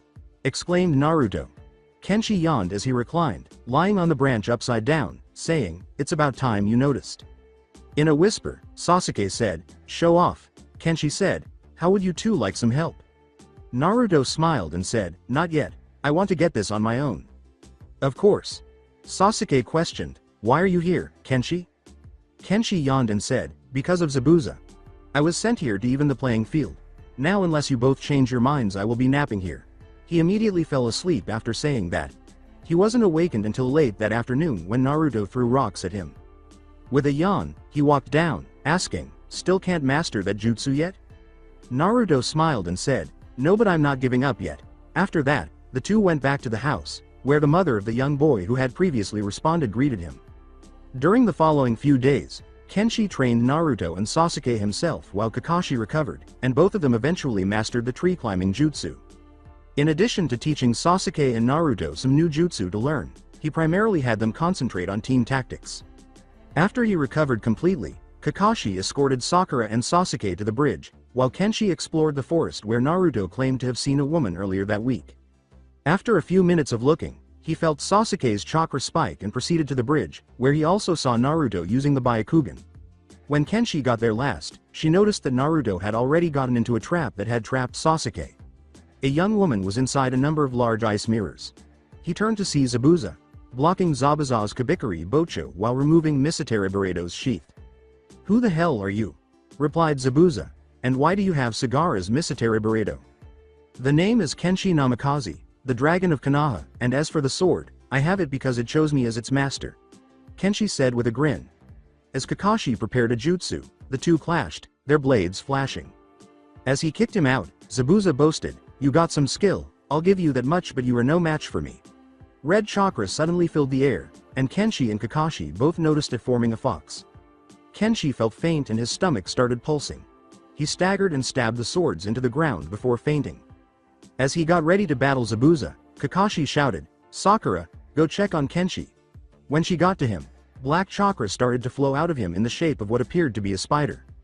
As he completed the trap jutsu he had been practicing, Kakashi begged himself, "No, you didn't do this to both your sons, sensei." Kenshi woke up in what appeared to be some kind of sewer. He sensed chakra all around him as he was walking, and then he found himself standing in front of a huge gate with a huge creature behind it that was staring at him with 8 eyes. The creature abruptly changed into a man wearing a black suit and sunglasses, saying, "It is about time." Kenshi inquired, "Who are you? And where are we?" As he straightened his black tie, the man smiled and said, "Both excellent questions. To answer the first, I was known as the Kurokumo when I was free. And as for the second, we are inside you." Kenshi stumbled, "Hoa, how is that possible? Your father sealed me away in you when you were born to save the Whirlpool country. But don't get me wrong, I didn't do it for kicks. I was controlled by another. So in repayment to your father I swore to make you a powerful shinobi, though I haven't had to do much. Tweak your bloodline enough to allow you to use the Byakugan. Slight increase in stamina. Overall, though, you would still be an exceptional shinobi," he clarified. "It doesn't make sense. Why wasn't I told about this?" "I don't know. It might be in one of your father's journals. Anyway, let's get down to business." "Business? Yeah. You see, until you made contact I couldn't do anything without your permission, and that rule still stands. Now though, I want to offer you a deal. You see, that seal is keeping me sealed here, but if you were to tear the bottom portion of that seal off I would appear in the outside world like this, a human. But you would still have the yang portion of my chakra and I would regain the yin. Now here's the good part. Once you do this I can help you even more. I can teach you ancient jutsu from back before Konoha was formed. I would also be able to fight alongside you and your comrades. So what do you say?" Laughed. "That is a lot of information to sift through right now. I don't have to give my answer now though, right?" Kenshi said. The demon extended his hand and Kenshi took it, abruptly disappearing from the sewer to discover that they were in a plain white room at a white table-clothed table with 4 chairs surrounding it, each occupied. "You can strike this deal whenever you want. But right now we have something else to deal with. Grab my hand, we are going to visit your brother and that charming demoness." A large busted woman, at least C-cup, with bright orange hair and fox-like features sat across from Kenshi, who was seated in one with Naruto to his left and his demon to his right. She had an air about her that seemed to demand respect, and she was dressed in black shorts and a white tank top. She glared at Kenshi's demon, asking, "Shinku, Why have you brought us to the meeting place? Because since both of us are sealed inside the sons of the same man, I thought that it would be time to talk. Shinku grinned. I am not interested in talking, she said, I just want to be free of that infernal prison. Naruto said, Chan, what is going on? Apparently father sealed a demon inside me as well, and now we are here to discuss something. Kenshi grumbled. With his blood-red eyes visible through the glasses, Shinku said, Tell me Kyuubi, have you examined the boy's past? No, why should I? The woman closed her eyes and saw Naruto's entire past before sobbing. Do it. Then you'll see why I called us here. Not even the demons treat their own kind so cruelly, she broke down. You now see what this poor child has had to deal with, which brings me to why I have called us here. I feel it is safe to assume that you will not demand your host's death so you can be free. Correct. Naruto has suffered enough, then I propose this. I have been going through the memories of when the 10 of us used to be the Jubi, and I have found something very interesting. I have already spoken to my host about this, but it seems that with half the seal removed we regain the yin portion of our chakra and are allowed to have these human bodies. This may be done at any time and it is beneficial to both parties. So are the two of you interested? The male demon responded with a wiry grin on his visage. The demon whispered, Naruto, it is your choice. Whatever you choose I will go along with. Nodding, Naruto said, I'll do it. Kenshi remarked, if you will, so will I. As the room vanished back into the sewer, he nodded and said, very well. As of now the two of you may rip off the bottom half of the seal and free us from our cells. He felt the rush of chakra as he was brought back to the world of the living after reaching up and ripping off the bottom half. Kenshi discovered that he and Naruto were standing in the ice mirrors, but that Shinku and the Kyuubi were also present. Zabuza's companion gazed at their sight, but it was short-lived as Shinku began to make the hand signals and used a powerful fire jutsu that melted the mirrors. Quickly reacting, the shinobi turned away from the mirrors to discover that Gato had arrived with a horde of thugs. Shinku walked in front of Kakashi with the Kyuubi and said, how about a workout? She smiled as the two used quick hand gestures to release two strong and ancient jutsu. Sounds good. With enormous fireballs exploding, he uttered, Kaden, Ryu Kote Inferno. When the villagers arrived to put an end to Gato's reign of terror, columns of wind tore apart the remaining men, and she responded, Fuden. Garifina Arashi no Sume. Zabuza swung his enormous blade and split Gato in two before he could flee. Naruto and Kenshi were stunned by what their demons had just accomplished. Kenshi muttered, note to self. Do not piss off those two. Naruto nodded as the two approached, saying, agreed. Since we are now free, I think it is time to reveal our names, given only to a mate or to one that you truly trust. Kenshi, my name is Shinku Senshi. Shinku responded with a slight bow. As she rubbed against Naruto, Natsumi said, and Naruto, I am Natsumi Hiro. I hope we can get to be very close. After that, Kenshi approached Zabuza. Now what? Will you continue to fight us? No, I'm not getting paid to fight against you. I do have a request though. What? Haku and I wish to end our lives as rogues. We want to go live in Konoha. And you are asking me because? You said it yourself, that your surname was Namikaze. You are the son of Minato Namikaze, the Yodem Hokage. Replied Zabuza. With a laugh, he gestured to the woman without a mask and said, the eldest. Haku is ogling my younger brother. So she is. What do you say? If you are willing to turn your life around I will put in a good word with you. I do hold some sway with the other clan heads. Kenshi grinned. Good enough. We will accompany you back to your village and see if we will be allowed to stay. The man grumbled. I'll say this, you have some skill with those blades, but you are far from the level that me and the other 6 are at. Kenshi smiled and said, 5. I killed the original owner of these blades. They stayed for a few more days until the bridge was finished after making that last declaration, and the 4 newcomers departed with them. After they arrived back in the village, Kakashi sent Squad 7 home, leaving Kenshi, Zabuza, and himself to visit the council. The two of them never took their eyes off the blonde as Naruto guided Shinku, Natsumi, and Haku back to the compound. Tenten was running from her room when Naruto opened the door and stepped onto a net trap that had him hanging from the ceiling. Naruto-kun, she yelled as she rushed over, drawing irate looks from Natsumi and Haku and a smile of amusement from Shinku. Haku threw ice needles at the rope that held Naruto-kun in the air, saying, I'll get you down Naruto-kun. Tenten yelled, leave my Naruto-kun alone. Haku yelled back, he's mine, as Natsumi lowered the blonde. She inquired, are you alright? When she entered from the backyard, Ino yelled, get your hands off of him you hussy. You little girl, Excuse me. The kitsune snarled. The man in the black suit was just standing back and watching the show when Hinata and Ayame entered. They saw that Naruto was in the hands of a new woman and that Ino was fighting with her while Tenten was fighting with another newcomer. As she entered the scene, Kushina yelled, "What is all the noise? Hinata, Ayame, you may leave." Taking that as a cue, they proceeded to their wing of the complex. Gasping, Naruto said, "Hi, Mom." She became very irritated and said, "Would someone care to explain to me what is going on?" "Allow me." Shinku sighed. "We, as in myself, Naruto, the kitsune, and Haku, just walked in when Naruto got caught in the net trap set by the black-haired girl over there. When Haku tried to cut him down, those two started fighting, so the redhead here cut him down. That's when Blondie walked in and started yelling at her for holding Naruto. And who are you? I am hurt you don't remember me, especially when you traveled all that way to your home to stop me." Kuro Kumo. She had inquired. He bowed and smiled, saying, "In the human flesh, here to help your son, Kenshi." "And the woman holding Naruto would be?" He nodded and said, "Yeah, that's her." "My lord. You need to tell me exactly what happened while they were in the land of waves." Kushina exhaled. He shrugged and left, saying, "I'll let Kenshi explain that. He should be back in a few minutes." As expected, when Kenshi and Zabuza returned a short while later, he discovered that his mother had separated Ino, Tenten, Haku, and Natsumi using jutsu. Kenshi sighed, "What is going on here? These four were fighting, so I decided to separate them. Kenshi, when you bring home women that you might marry, I hope they will not be as rowdy as this bunch." Kushina murmured. Kenshi sighed and rubbed the bridge of his nose. "Sorry, mother." "Okay, ladies, rule 5. If you want to fight, take it outside and keep it to a dull roar." Haku grumbled, "I don't know what the other 4 rules are."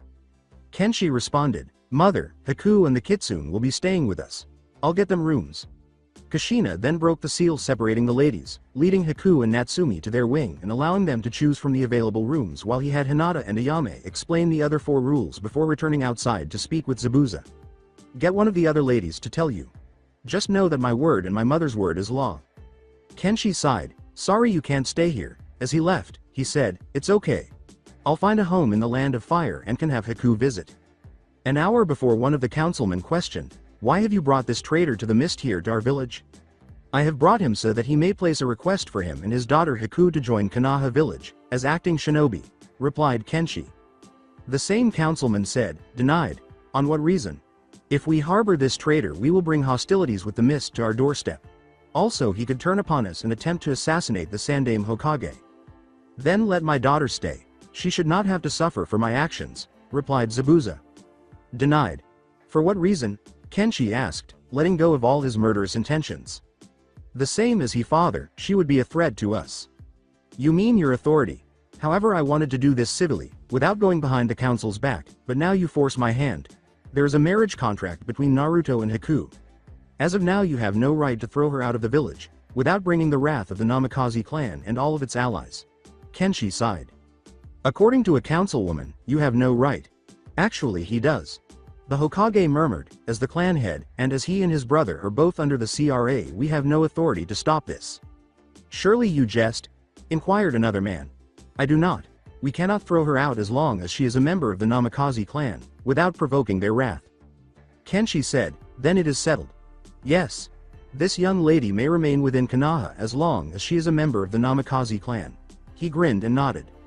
Now, after shaking his head at the council's corruption, Kenshi went back to his room and discovered a pile of marriage proposals. He sighed as he started to go through each request one at a time. It never ends. When he looked up after finishing the enormous pile, Shinku was standing in his doorway. He said, "Tough being a clan head, huh? Yeah. All of these women wanting mine or Naruto's hand in marriage are getting obnoxious. It is just bad for now. By the way, when are you going to start dating those 3 ladies that seem to have an interest in you?" He laughed. 3. I only know of 2, Kanoka and Setsuna. That snake chick, Anko. She has the hots for you. How did you figure this out? Demon intuition. We are pretty capable of telling when a prospective mate is looking at us. He sighed. So what should I do? Well, you do have that contract with that Haruno chick. Start with her, and then wait for the other 2 to get the courage to put forth their contracts. He laughed. Why are you so interested in my love life? Because you are an oblivious stick in the mud, that wouldn't be able to get a girl to go out with him without my help. Shinku chuckled. Shut it. Otherwise I might decide to squish you like the bug you are. As Kenshi grabbed the demon and tossed him out the open window, he yelled, "I am an arachnid." There is a serious difference between the two. He kept the demon on the defensive by jumping out after him and kicking him across the yard with his roundhouse. Natsumi was sneaking up on Naruto, grabbing him, and slamming the back of his head into her enormous breasts as Kenshi attempted to beat Shinku. She whispered in his ear, "Naruto-kun, how about we go somewhere private?" When the Hyuga heiress sent her flying, this had an unexpected consequence. Hinata said, "Leave Naruto-kun alone." Natsumi snarled as she prepared to tackle her, saying, "Now you are asking for it." Suddenly, a huge shuriken came flying in her direction. Tenten yelled from the roof, "Yeah, Naruto-kun is ours." Natsumi snarled as she lifted the shuriken and hurled it back to Tenten, who resealed it in the scroll, saying, "Don't get any ideas, girlies." This quickly escalated into a full-on fight between all of the women, so loud that Kenshi and Shinku had to pause their fighting to observe for a brief moment before intervening to break up the altercation. Kenshi sat them all down after they had separated the women. "Alright, it is time for Rule 6. Since I do not want you all fighting for Naruto's attention every waking moment of the day, from now on each of you will have a day of the week with the blonde. That day is yours to do with him as you please, with the 7th day for Naruto to be alone. This will start tomorrow with Hinata, then Ino, Tenten, Ayame, Haku, and finally the Kushina." Kenshi gasped when he heard his mother calling them to eat. Kenshi wrote Konoha Haruno a letter that evening asking her out on a date and asking if she would be willing to meet him at the Memorial Stone tomorrow at noon. Almost immediately, he fell asleep while lying back on his bed. The following morning, Kenshi got up and went through the house in search of his father's study in an attempt to locate the journals Shinku had mentioned. He spent a few minutes wandering around before arriving at the stairs that led to the basement, where he had not yet gone. He discovered a spacious room that resembled an office after carefully descending the stairs. There were shelves on 3 of the walls, but only some of them were stocked, and a writing desk with a complete set of calligraphy brushes and paper. He noticed that the shelf next to him had jutsu scrolls arranged by element, that the scrolls on the next shelf were either marked with a family name or a weapon, and that the leather-covered notebooks on the last shelf looked like his father's journals.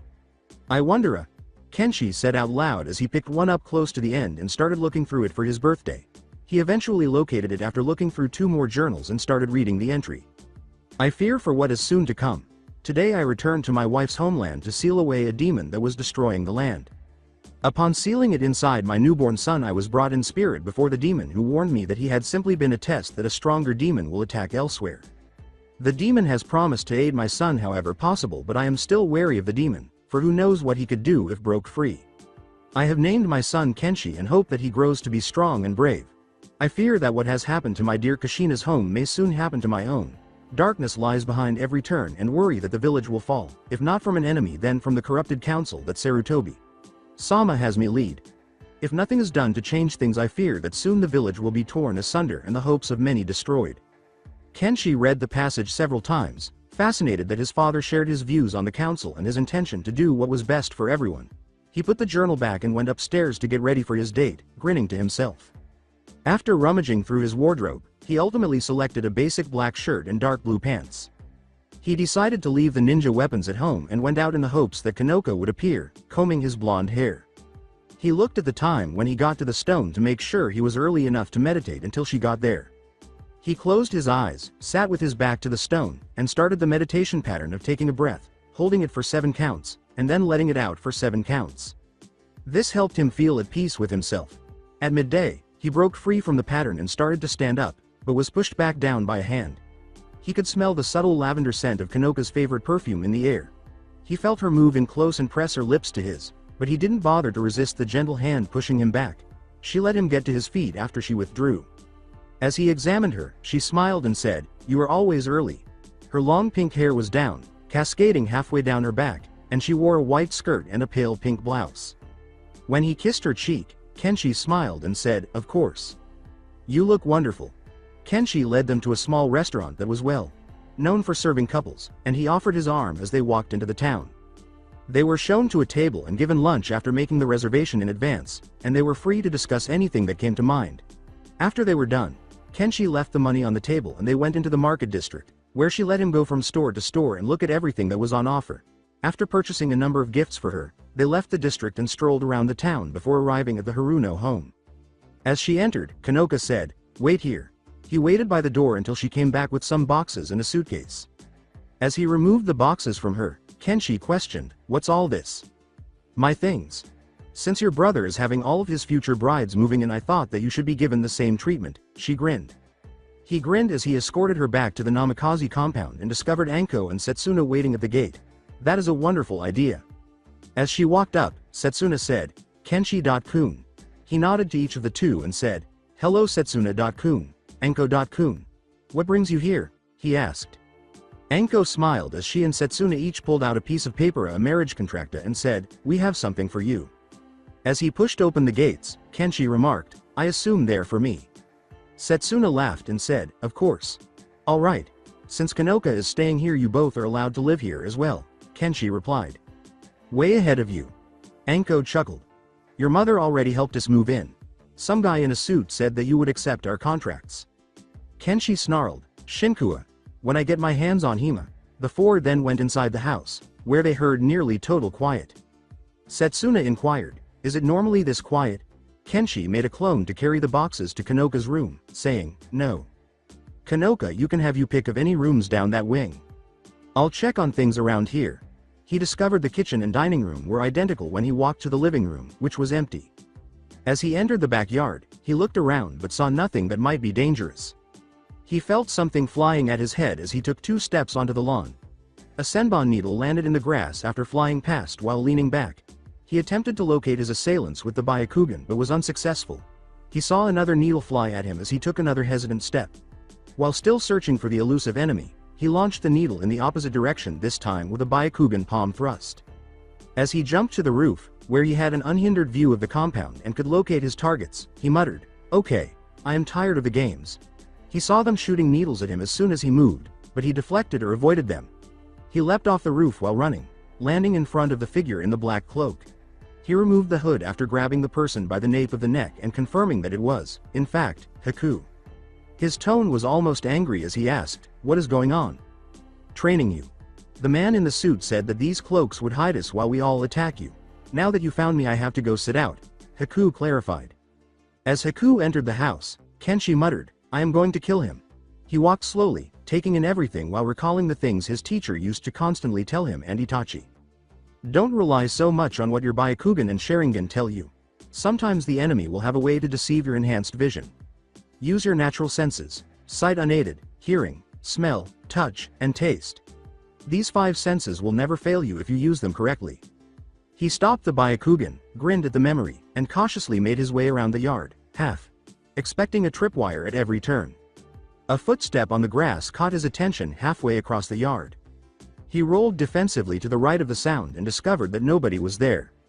He carefully got up and looked around, but he didn't hear or see anything that would indicate an enemy. He decided to wait for one of his opponents to move by putting his head on the ground, an old trick. He was not stopped when someone approached from where they were hiding. After waiting for a short while, he jumped up and attacked the hooded figure, kicking her across the grass and by the house. He approached slowly, took off the cloak, and discovered it was a Yame. As he helped her up, Kenshi apologized if he had hurt her. As she entered, she grinned and said, "It's okay. The man protected my cloak so I wouldn't get hurt." Kenshi heard the sounds of projectile weapons approaching him as soon as she left. As he rolled to his left, he noticed that the projectiles had been fired from a tag that had been burning on a tree. Upon approaching, he looked at the remnants of the tag and discovered that it was a seal of some sort. It was a seal he had never seen before, which was not surprising given his lack of interest in seals during his time in the village. He took cautious steps and went pale when he noticed that someone was activating several of those seals nearby. As he prepared the Hyuga the Kaiden's final defensive maneuver with the Byakugan, he muttered, "Crap." All of the incoming weapons were deflected and fell outside the circle as it spun in a circle.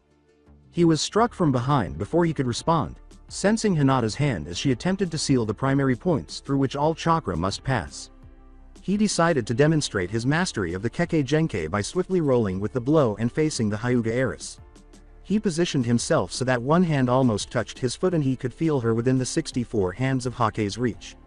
He started by hitting just 2 chakra points at a time, but he doubled them each time until all 64 strikes had landed, sending Hinata flying.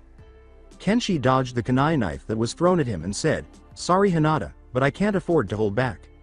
Regretfully, this set off a tripwire close to him, causing multiple tags directly beneath him to explode. Kenshi stood with his clothes scorched and his exposed flesh slightly red but otherwise unharmed as the smoke cleared. He made the decision to turn in order to locate the remaining few before he became even more worn out. He felt his way back through the enormous yard and into the tiny bamboo forest before stopping and bending one of the shafts until it broke, creating a makeshift fighting staff. He saw two cloaked figures with wooden swords waiting for him as he emerged from the small forest. He spun his staff and assumed a defensive position while grinning. One of the two hooded figures, who was shorter, attacked with short, predictable slashes that were typical of academy tactics. He eventually disarmed and tapped the opponent's throat after blocking the attacks. The second one, who was tough, attacked as a result. Their grace and skill more than made up for their lack of strength. They would strike and then move to a new position to strike again. For several minutes, the two engaged in combat, and although Kenshi's weariness was evident on his face, he refused to back down and eventually slipped past the guard to knock his opponent to the ground. After taking off her cloak and getting to her feet, Kushina remarked, "Very good, Kenshi." Tenten threw away her cloak and walked back to the house, complaining, "Man, he is not human." Kenshi inquired, "How many more are there?" As she left, Kushina shrugged and said, "That's for you to figure out." This was all his idea and we all agreed to help out. He took a seat to try to regain his composure and started making plans for how he would handle any potential opponents. When he caught a fleeting glimpse of a black cloak rounding a corner and heading toward one of the ponds, he slowly stood up and took a step forward. He had already guessed that it was a trap, so he sent a clone to set it off while he remained far enough back. The clone abruptly returned to try to attack him after turning the corner. As he sidestepped the blow, he muttered, "Ino." He went low, tied up the clone, and removed its legs. He discovered the final two opponents as he was walking around the corner, and he knew that he was going to have a difficult fight because Naruto and Natsumi used a huge fire jutsu on him that he just managed to avoid. Enough of this. As the dragon of Konoha, I will not be easily vanquished. As he readied the counterattack, Kenshi yelled at himself in his mind. Kenshi roared, "Kaden! Fenikusu Akari!" as the enormous fire jutsu charged at them, scorching the grass in spite of its height above the ground. After the two were forced to part ways, Kenshi went after Naruto and knocked him against the side of the house, temporarily blinding him so that he could remove the cloak. As he turned to face his last adversary and braced himself for a protracted conflict, an idea struck him. He took one of Naruto's kunai and put it to his throat. "Take off the cloak or Naruto will have to be rushed to medical nin," he said. From the expression in his eyes, Natsumi could tell that he wasn't bluffing and was appalled by what he was threatening. Natsumi sighed as she removed the cloak and removed Ino's body from hiding. "You win." Kenshi appeared extremely exhausted as they all sat in the living room after they had untied and put Ino back in her body. As Ayame placed a mug of tea in front of him, he gasped, "What in the world was that all about? That was worse than most training sessions you could get from Anbu." "It was my idea." Shinku grinned as he entered. "I would have been here sooner but I had to do repairs on most of the yard since you practically destroyed it." "No thanks to you. What was the point of this?" "To get you ready to face some really strong opponents. Some of the people that you will be up against will have abilities that might cancel out your own, or be better skilled in other areas than you are, like Kushina is in swordsmanship. If you want to walk away from those encounters you have to be prepared for any scenario." Shinku clarified as he settled onto the couch next to Kushina. "I didn't expect you to do this well though. You adapted quickly to every situation we threw at you and you even managed to think outside the box when you realized you had to fight the demoness. If we do this again we need to get Jonin level nin to fight you instead and somewhere else. You still got training ground 44? "Yeah, why?" inquired Anko. Shinku grinned at her and said, "Because that would be an excellent training ground to have this in." Kenshi yawned as he bid Setsuna, Anko, and Kanoka good night and went to his room, falling asleep before he hit the pillow. "Enough. We can discuss this intense training another day. I can barely keep my eyes open." The following day, Kenshi led Naruto to Training Ground 44, also called the Forest of Death, along with their demons. Naruto said, "I've been here before." Kenshi handed over the signed note from Anko stating that they were permitted to enter the forest and asked, "What were you doing in this place? Only Chunin hopefuls are admitted into this place." "I can explain." Natsumi replied, "Naruto used to hide in the forest to escape from the villagers that would attack him. In here he started gathering the equipment from the dead and started training in how to use them. Naruto is actually quite skilled." As they moved through the forest, Kenshi trailed off, "And you've been holding back because of an old habit.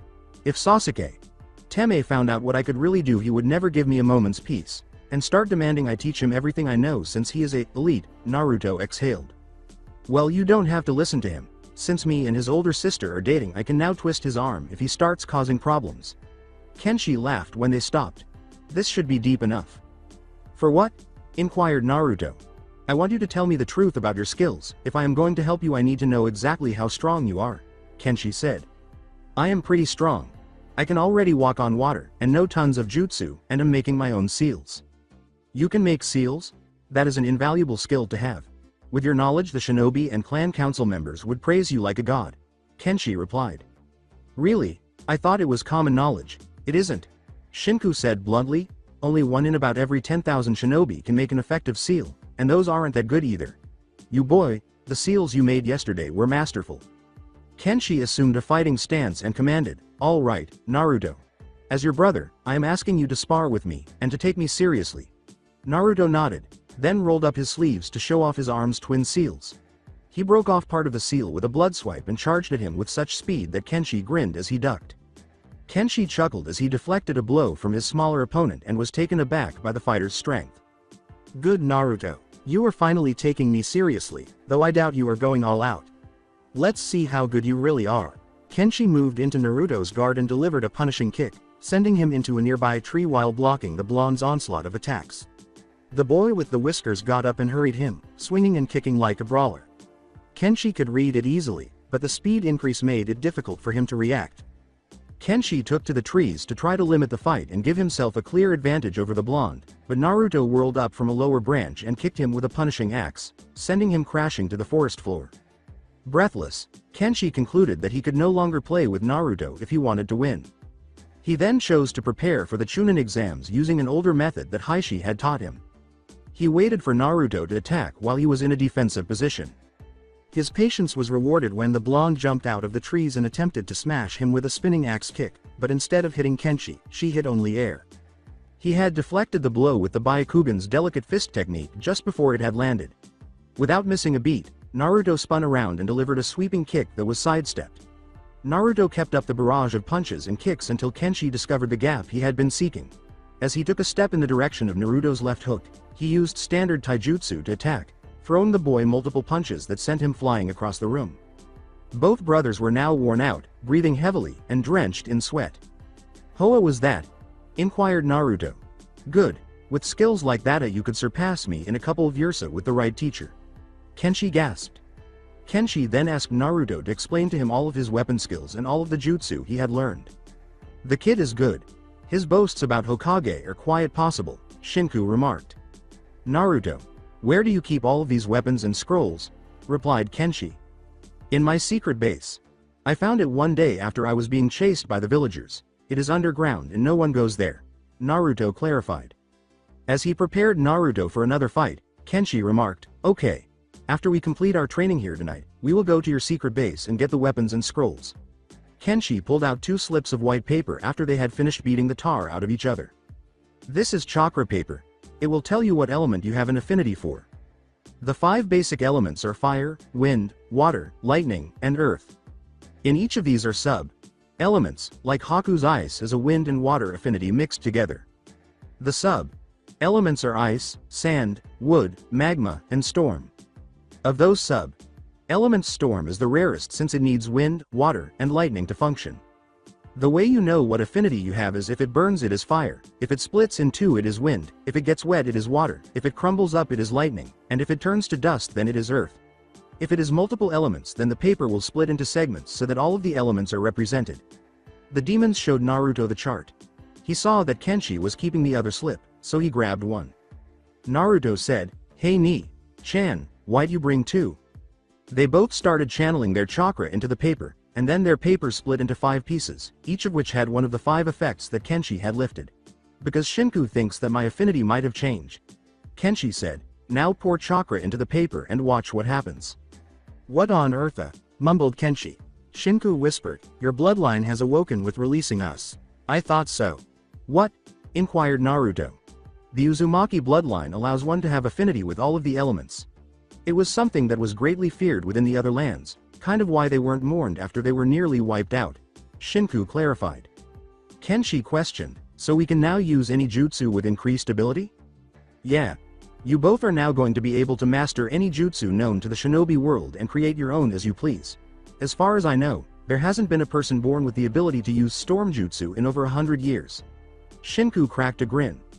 Naruto led them to a dilapidated building and pushed back a wall as they left the forest. Kenshi muttered, "This seems oddly familiar." Naruto led the group down into a sizable cave and remarked, "Don't know why it would." As Kenshi looked around, he noticed that there were racks of weapons, ranging from common kunai knives to the Oddmatic and Morningstar, as well as racks of scrolls. As they started sealing the weapons into empty scrolls, Kenshi observed, "This is quite the collection. Most of these weapons aren't used that often or at all by most shinobi." They were careful to mark what each weapon had sealed inside. Naruto pointed out, "This isn't all of it either." Shinku swung around a claymore and asked, "Where is the rest of it then?"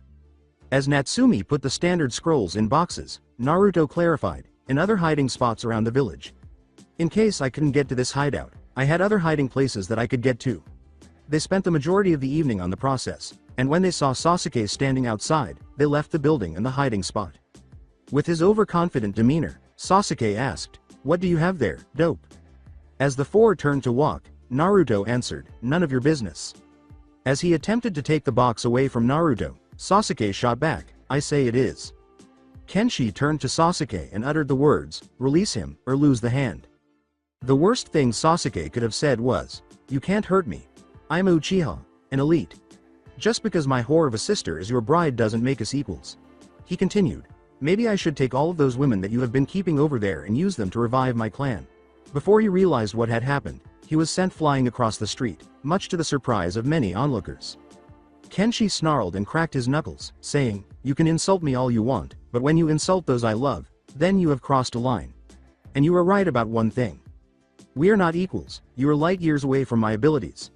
He then vanished from view, grabbing the Uchiha and pinning him against the closest building. "I would kill you now. But I have no intention of committing treason because of you." "What pissed you off? Had to be something pretty bad to make you have that look," Enko said, smiling as they arrived at the compound and noticed the expression in Kenshi's eyes. Kenshi went to the basement and put down his box, growling, "Sasuke." When all of the boxes were brought down, Kenshi said, "Okay, Naruto. Now you start sorting through the scrolls and putting with the rest of Father's collection. If you need some help, just come and ask." He went upstairs, pulled Shinku to the back, threw off his shirt, and turned to face the demon.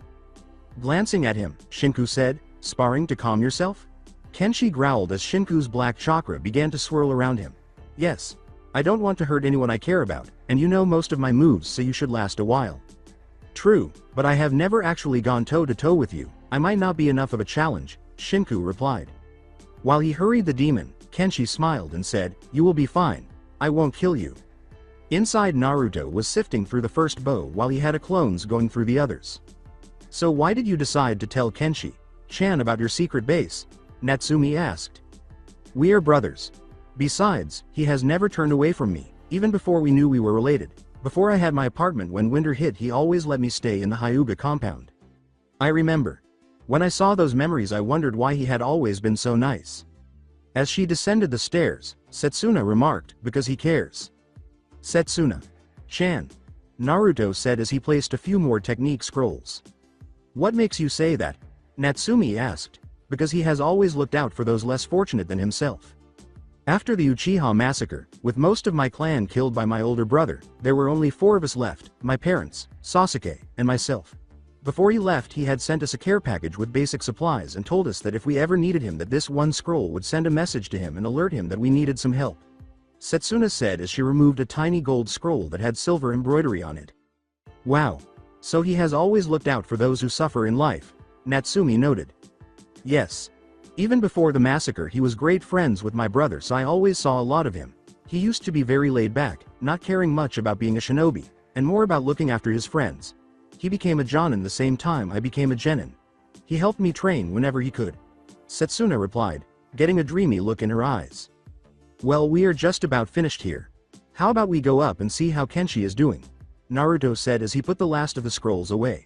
Walking up the stairs and out to the backyard, they saw Kenshi going at it with Shinku, both looking extremely exhausted. "Why is he fighting Kuro-san?" Ayame asked when she exited the house. "To blow off some steam. Sasuke. Teme pissed him off," Naruto explained after he kissed her hello. What did Sauke.ni Baka say? Setsuna asked.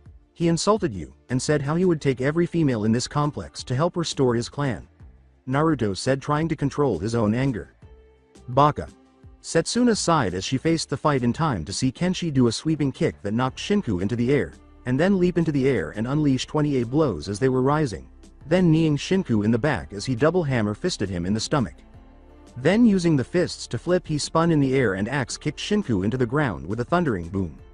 Once the smoke from the impact cleared, they saw Shinku still standing, having used some jutsu to lessen the impact, but he looked like hell. Haven't seen you use Dragon Basuto no Hanrin since you fought Cigara. Shinku remarked, good thing I kept that spider trap tag handy.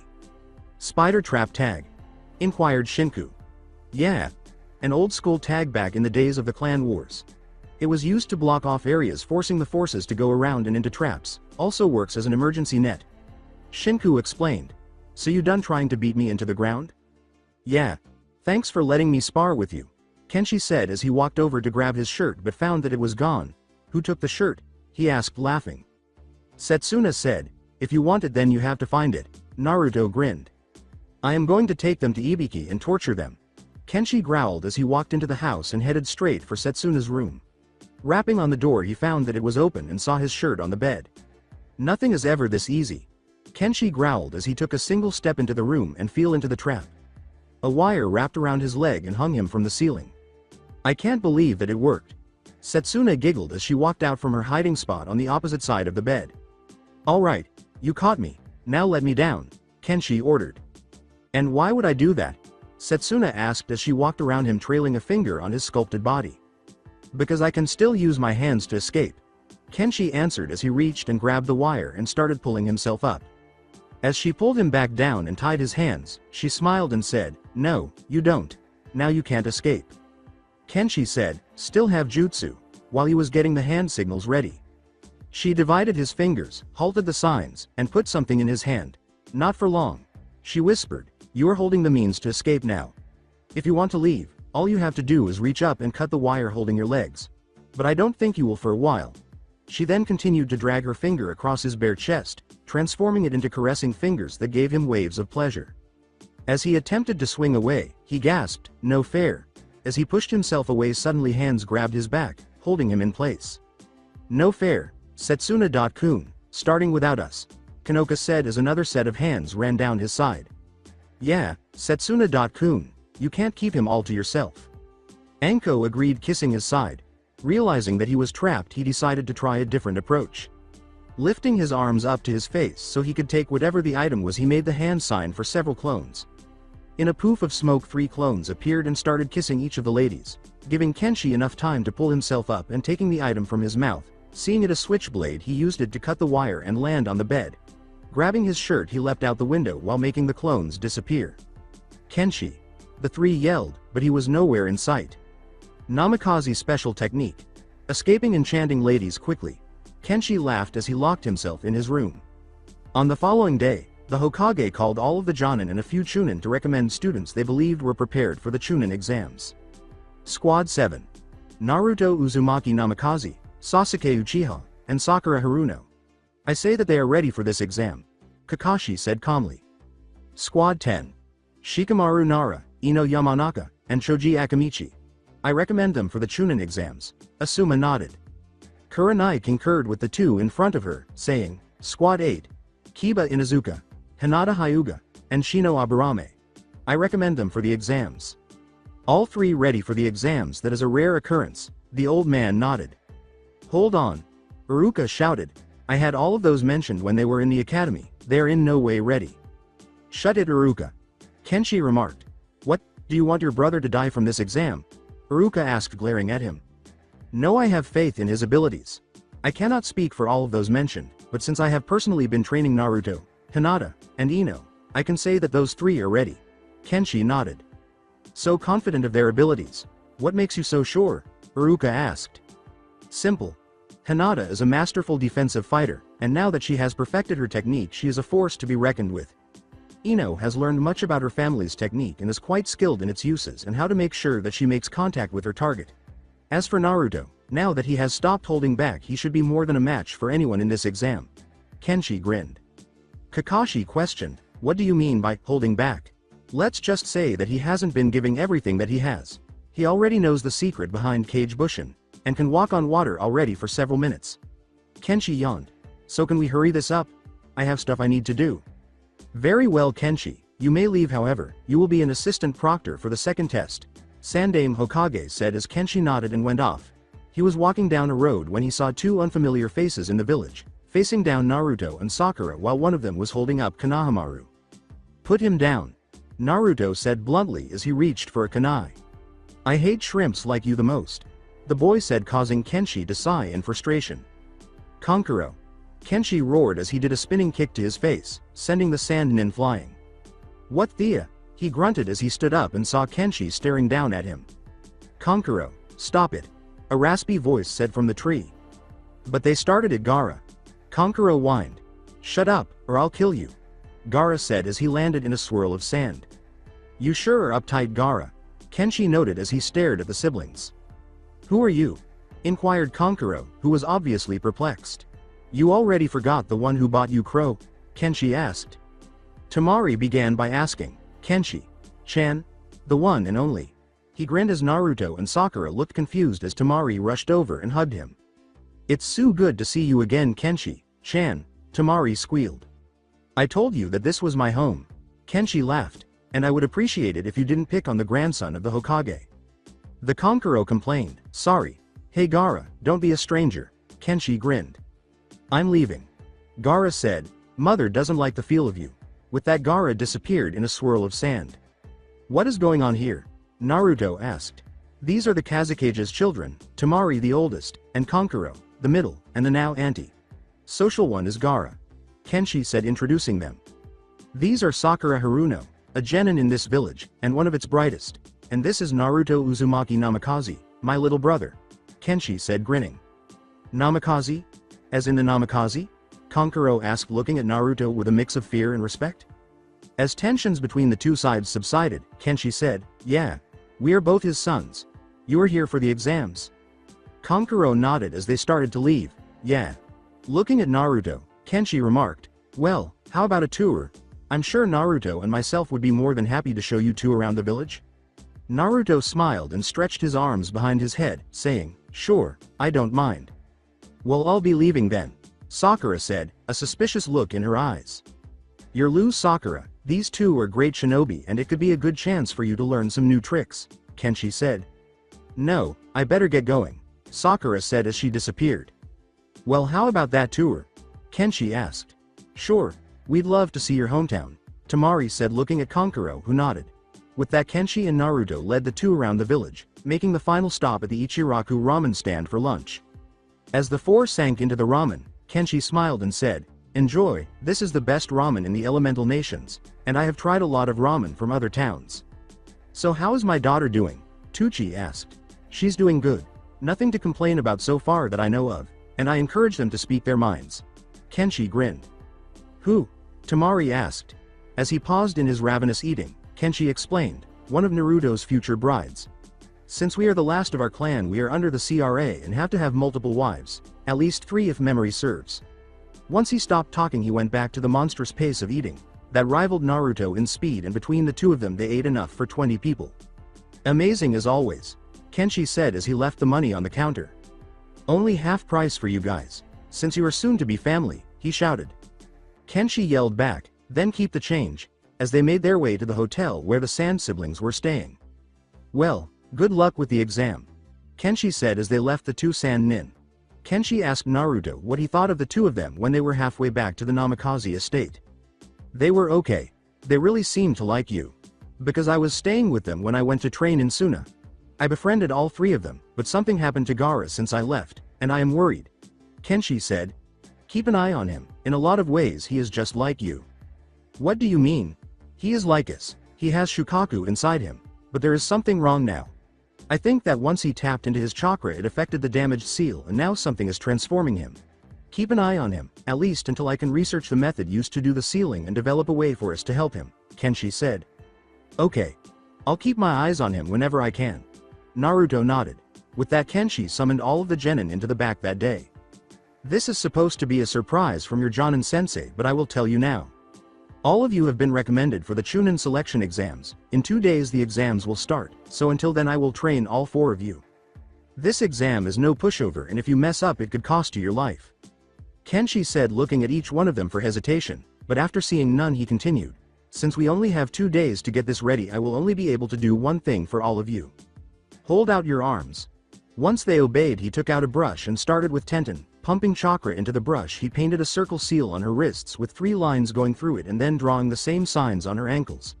When he arrived at Naruto, they noticed that he already had the seals on himself after he had done the same to the other 2. Ino inquired, "When did you get those, Naruto-kun?" "I made them myself when I was 10. Naruto answered as Kenshi added more lines onto it, making them more elegant and having them breach the circle more often. Performing a release sign, Kenshi said, "Alright. Be ready. Those seals will increase your weight by however many times the circle is breached. Within those 2 days your challenge is to get up and make it to the exams. If you don't, then you are not ready for this." He then watched as all 4 of them collapsed to the ground under the added weight. The next day Kenshi found that Tenten and Naruto were able to walk about and were doing light exercises, while the other 2 were barely standing. "Good work so far. If you manage to pass the test today, I will temporarily release the seals so you won't be too handicapped in the exams," Kenshi said as he entered Minato's private study, and began poring over the scrolls on ceiling, searching for the one the Gara had on him. The next day Kenshi saw that all 4 of them were up and about. "Good work. I will temporarily release the seal, and if you make it to the finals then we will reseal these and make you train with them on," Kenshi said as he released the weight seals and let them go to the exam. Anko was waiting for Kenshi when he arrived at the meeting spot. "Kenshi," she squealed as she hugged him. "Good morning, Anko. I'm to assist you in the second exam." Kenshi grinned as he kissed her quickly. Once Ibiki finished with the first exam, Kenshi and Anko, wrapped in the banner with their names on it, crashed through the window, with both Anko and Kenshi standing back to back. "Now's not the time to get cocky, punks," Anko remarked. "The worst is yet to come." Kenshi grinned. "I am Anko Midarashi." "And I am Kenshi Namikaze," they yelled, "and we are you proctors for the next exam. Together." Everyone shivered in fear, rage, or trying not to laugh after a brief silence. 20.6 teams left. "You're slipping, Ibiki," Anko said. "Well, some aren't a surprise to see this far," Kenshi noted, "but there won't even be half of them left when we are finished with them." "Well said. Now everyone follow us," Anko shouted as she leapt out the window. "For those of you less daring, take the door and meet me on street level." Kenshi laughed as he backflipped out of the destroyed window. They led them to the one location that very few genin had ever visited after they had all arrived. With a wild smile, Anko greeted everyone and said, "Welcome to Training Ground 44, also known as the Forest of Death. This exam is all about survival. Each team will be given one of 2 scrolls, either a heaven or an earth scroll. Each team will have to get one of each and make it to the tower in the center of the forest within 5 days. Those of you that lose your scroll or don't make it to the tower will be knocked out of the exam," Kenshi explained as he observed the genin before him. As the genin teams lined up, Anko gave the order, "Now each squad get in line and we will hand out the scrolls, then go to your assigned gate number." Once the scrolls were handed out and the teams were at their assigned gate, Kenshi leaned over. "2 Danko says that Team 7 makes it to the next round." Anko smiled and said, "That's a sucker's bet. Alright. 2 Danko that the Tsunade team will be the first ones there. Now you're on." Anko grinned as they walked off to the shack by the side where they could monitor the squad's progress. They were informed that the grass nin in the exam were fakes on the eve of the second day. As he made sure Misatera Burrito was clear in its sheaths, Kenshi swore, "Damn. We better go find them." Anko grabbed at the curse mark on her neck as they jumped through the trees and moved through the forest until they saw one of the nin. "It's him?" inquired Kenshi. Anko nodded and said, "Yeah. Orochimaru is nearby." Kenshi drew one of the blades he had used to strike the shinobi in front of him, preventing a counterattack. He split the man in 2 with a single motion, only to discover it was a fake. A voice from a different branch said, "Impressive. Not even a moment's hesitation." Kenshi snarled, "I remember you. Do you?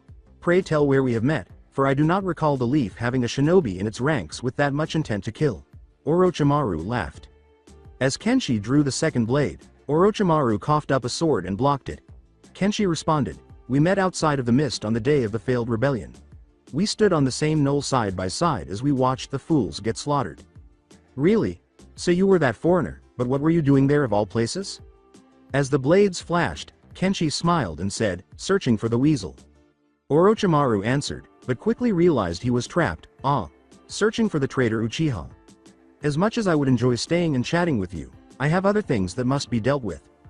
When Kenshi noticed that Anko had finished the trap, he smiled and said, not happening. The old man will want to see you. Orochimaru smiled and said, I am afraid that will not be happening. Suddenly, the wires with the exploding tags were removed, and 5 shinobi surround them. Now I will take my leave. Kill the 2 of them. One of the warriors nodded, and Kenshi realized that they were all auto.nin, or at the very least, high Chunin. The 5 looked at Anko, making a terrible error, and Kenshi smiled, saying, Anko.kun. Chase after the snake, I'll play with the pawns. Kenshi smiled as he completed the quick hand signals, producing a strong sand shuriken that spun so quickly that lightning could be seen emanating from it. Sunten. Suna no Arashi shuriken. Sandstorm shuriken. He hurled it at the 2-headed person, but he quickly sidestepped it when the girl pulled out a flute and began to play a song. The disorienting illusion was broken when he pulled out a kunai and stabbed his left hand, thinking, crap, genjutsu. The biggest of them, the one with several arms, charged at him during this, knocking him to the ground. The fat one then used a strong earth jutsu to imprison him inside a dome. The fat man laughed and said, caught you. By using the Byakugan to locate the weakest point in the structure and listening to his location, he was able to channel chakra into his hand and unleash his father's legacy. Rasengan. He roared, sending the curved dome around him flying with the small sphere in his hand, making room for the final one, who was swinging a short sword of some sort at him. He noticed that the 5 were cooperating and would be difficult to stop as a group when he rolled to the side. After mentally going over all the possible outcomes, he came up with a plan that, despite its risks, would defeat the 5 enemies. He started pushing them together to spring his trap while making quick hand signals. He smiled as the broad ropes of fire swung around, pushing them closer together until he was prepared for the final assault. Kaden. Nensho Roppo, burning ropes. Kenshi smiled as a number of ice spears shot out, impaling the 5 of them and stopping all but one. Koriton. Kori no Yari, ice spears. As the curse mark near his neck began to glow on his chest, the boy remarked, impressive. Kenshi pointed to the spears that held his allies and said, I could say the same to you. I spent hours perfecting that technique for Hiku Chan, and this was the first field test. Very impressive. I would like to know the name of one skilled enough that he could dispatch 4 of the sound 5 with a single jutsu. I am Kenshi Namikaze, the dragon of Konoha. Kimimaro abruptly changed into a red monster, withdrew his spinal column, and used it as a whip. I am Kimimaro. It has been a pleasure fighting you, but now is the time to end the games. As he dodged the lethal bone whip, Kenshi smiled and said, a Keke Genkai, and a powerful one at that. Yes. The Mark Lord Orochimaru has blessed me with allows me to use it to its power. Kenshi sighed as he began the hand signals. Kaden. Hai Ryu, Fire Dragon, a huge fire dragon, armed with enough chakra to have destroyed the Hokage mountain, then slammed into Kimimaro, who was sent flying for attempting to avoid such a fierce attack. Then I guess I should stop messing around and end this quickly. Drink his blood. Shinku yelled at him in his mind. Why? Just have faith in me, because if you don't, you might not have another chance. Kenshi muttered, all right, crazy spider. He cut open Kimimaro's hand, poured the ruby red liquid into his mouth, and swallowed it. Suddenly feeling strange, he shrugged it off and headed in the direction Anko had gone, finding her sitting on a branch, crying. Anko. He cried into his shoulder as he jumped up to her and embraced her, he exclaimed. I was unable to do it. She sobbed, I couldn't kill him. It's okay. They sat there for a while before she finally stopped and just clung to him. It's okay, Kenshi whispered as she sobbed. She muttered, I'm sorry you had to see me like this. This is not a dishonorable situation. Kenshi kissed her cheek and smiled, saying, now, since we are this close, we might as well head for the tower. The 2 nodded, stood, and leapt through the trees until they reached the tower, where they discovered the Suna team had already arrived. There are things that we can't handle alone, that's why we have friends and loved ones, to help share the burden. You already possess both scrolls? Shocked, Anko asked. Yes. This test was simple, Tamari said with a smile. Told you so. Kenshi laughed. You 3 just broke the record for the fastest through the forest portion of the exam. Calm down. The original record was owned by whom? Konkuro inquired. The 3 of them left for their rooms as Kenshi smiled at Anko and said, you're looking at one of them. Kenshi laughed and said, me and my team set that record when we first took the exams. Anko complained, I know, I owe you 4 danko. As Anko called the Hokage to report the incident, Kenshi laughed and made his way to his room, saying, that should teach you not to bet against me. The Sandaime Hokage heard the two people's report when he arrived at dawn the following day. He mumbled, it appears that we ought to call off the test. No, let's comply with his scheme. He believes that we cannot thwart his scheme and that we are too scared of his reprisals to halt the tests. Kenshi remarked, I think we fool him. How? We monitor his exam, taking students, but they are insignificant in comparison to the 5 he maintains as his personal bodyguards. We keep an eye on them and make sure to follow their movements in case any leaf shinobi acts strangely, Kenshi stated. What comes next? Intrigued, Anko asked. We then attack when he sets his trap. I can assure you that the one tail is a part of his scheme. Just one tail? The Hokage inquired. Shukaku is participating in the exam here in the leaf. But he is not as stable mentally as he was when I first met him. I believe that his seal has weakened, which increases the possibility that he might unintentionally release a mad Shukaku. Anko sighed, then we must detain him. No, that threat is eliminated. Kenshi sighed, Naruto is working on a seal to fix the issue, and if necessary, Shinku will assist us in fixing the damaged seal. Excellent. The Sandaime nodded as he left, saying, I leave this to you, Kenshi. Make sure that the matter is dealt with carefully.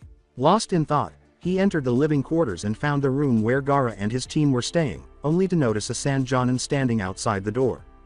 As he approached, Kenshi said, I need to go in there. Not happening.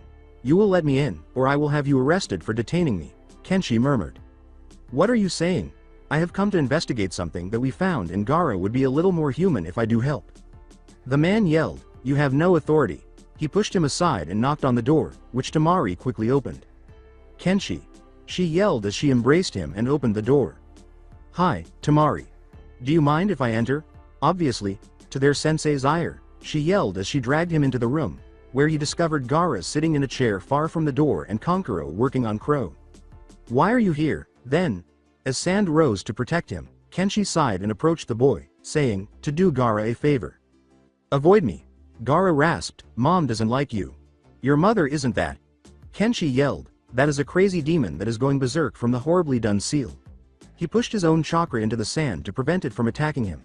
Now behave or this will get worse before it gets better. He then gave Gaara instructions to take off his shirt and channel chakra. He did so after receiving instructions from someone who could stop his sand and appeared to be able to frighten his mother. The signs that showed him the inconsistency appeared. Damn it. Kenshi lashed out. What are you doing, and what's wrong? Kankuro inquired. As he raised his shirt, Kenshi sighed and said, watch. Compare the signs you see. As he channeled the chakra, the signs looked very different from Gaara's.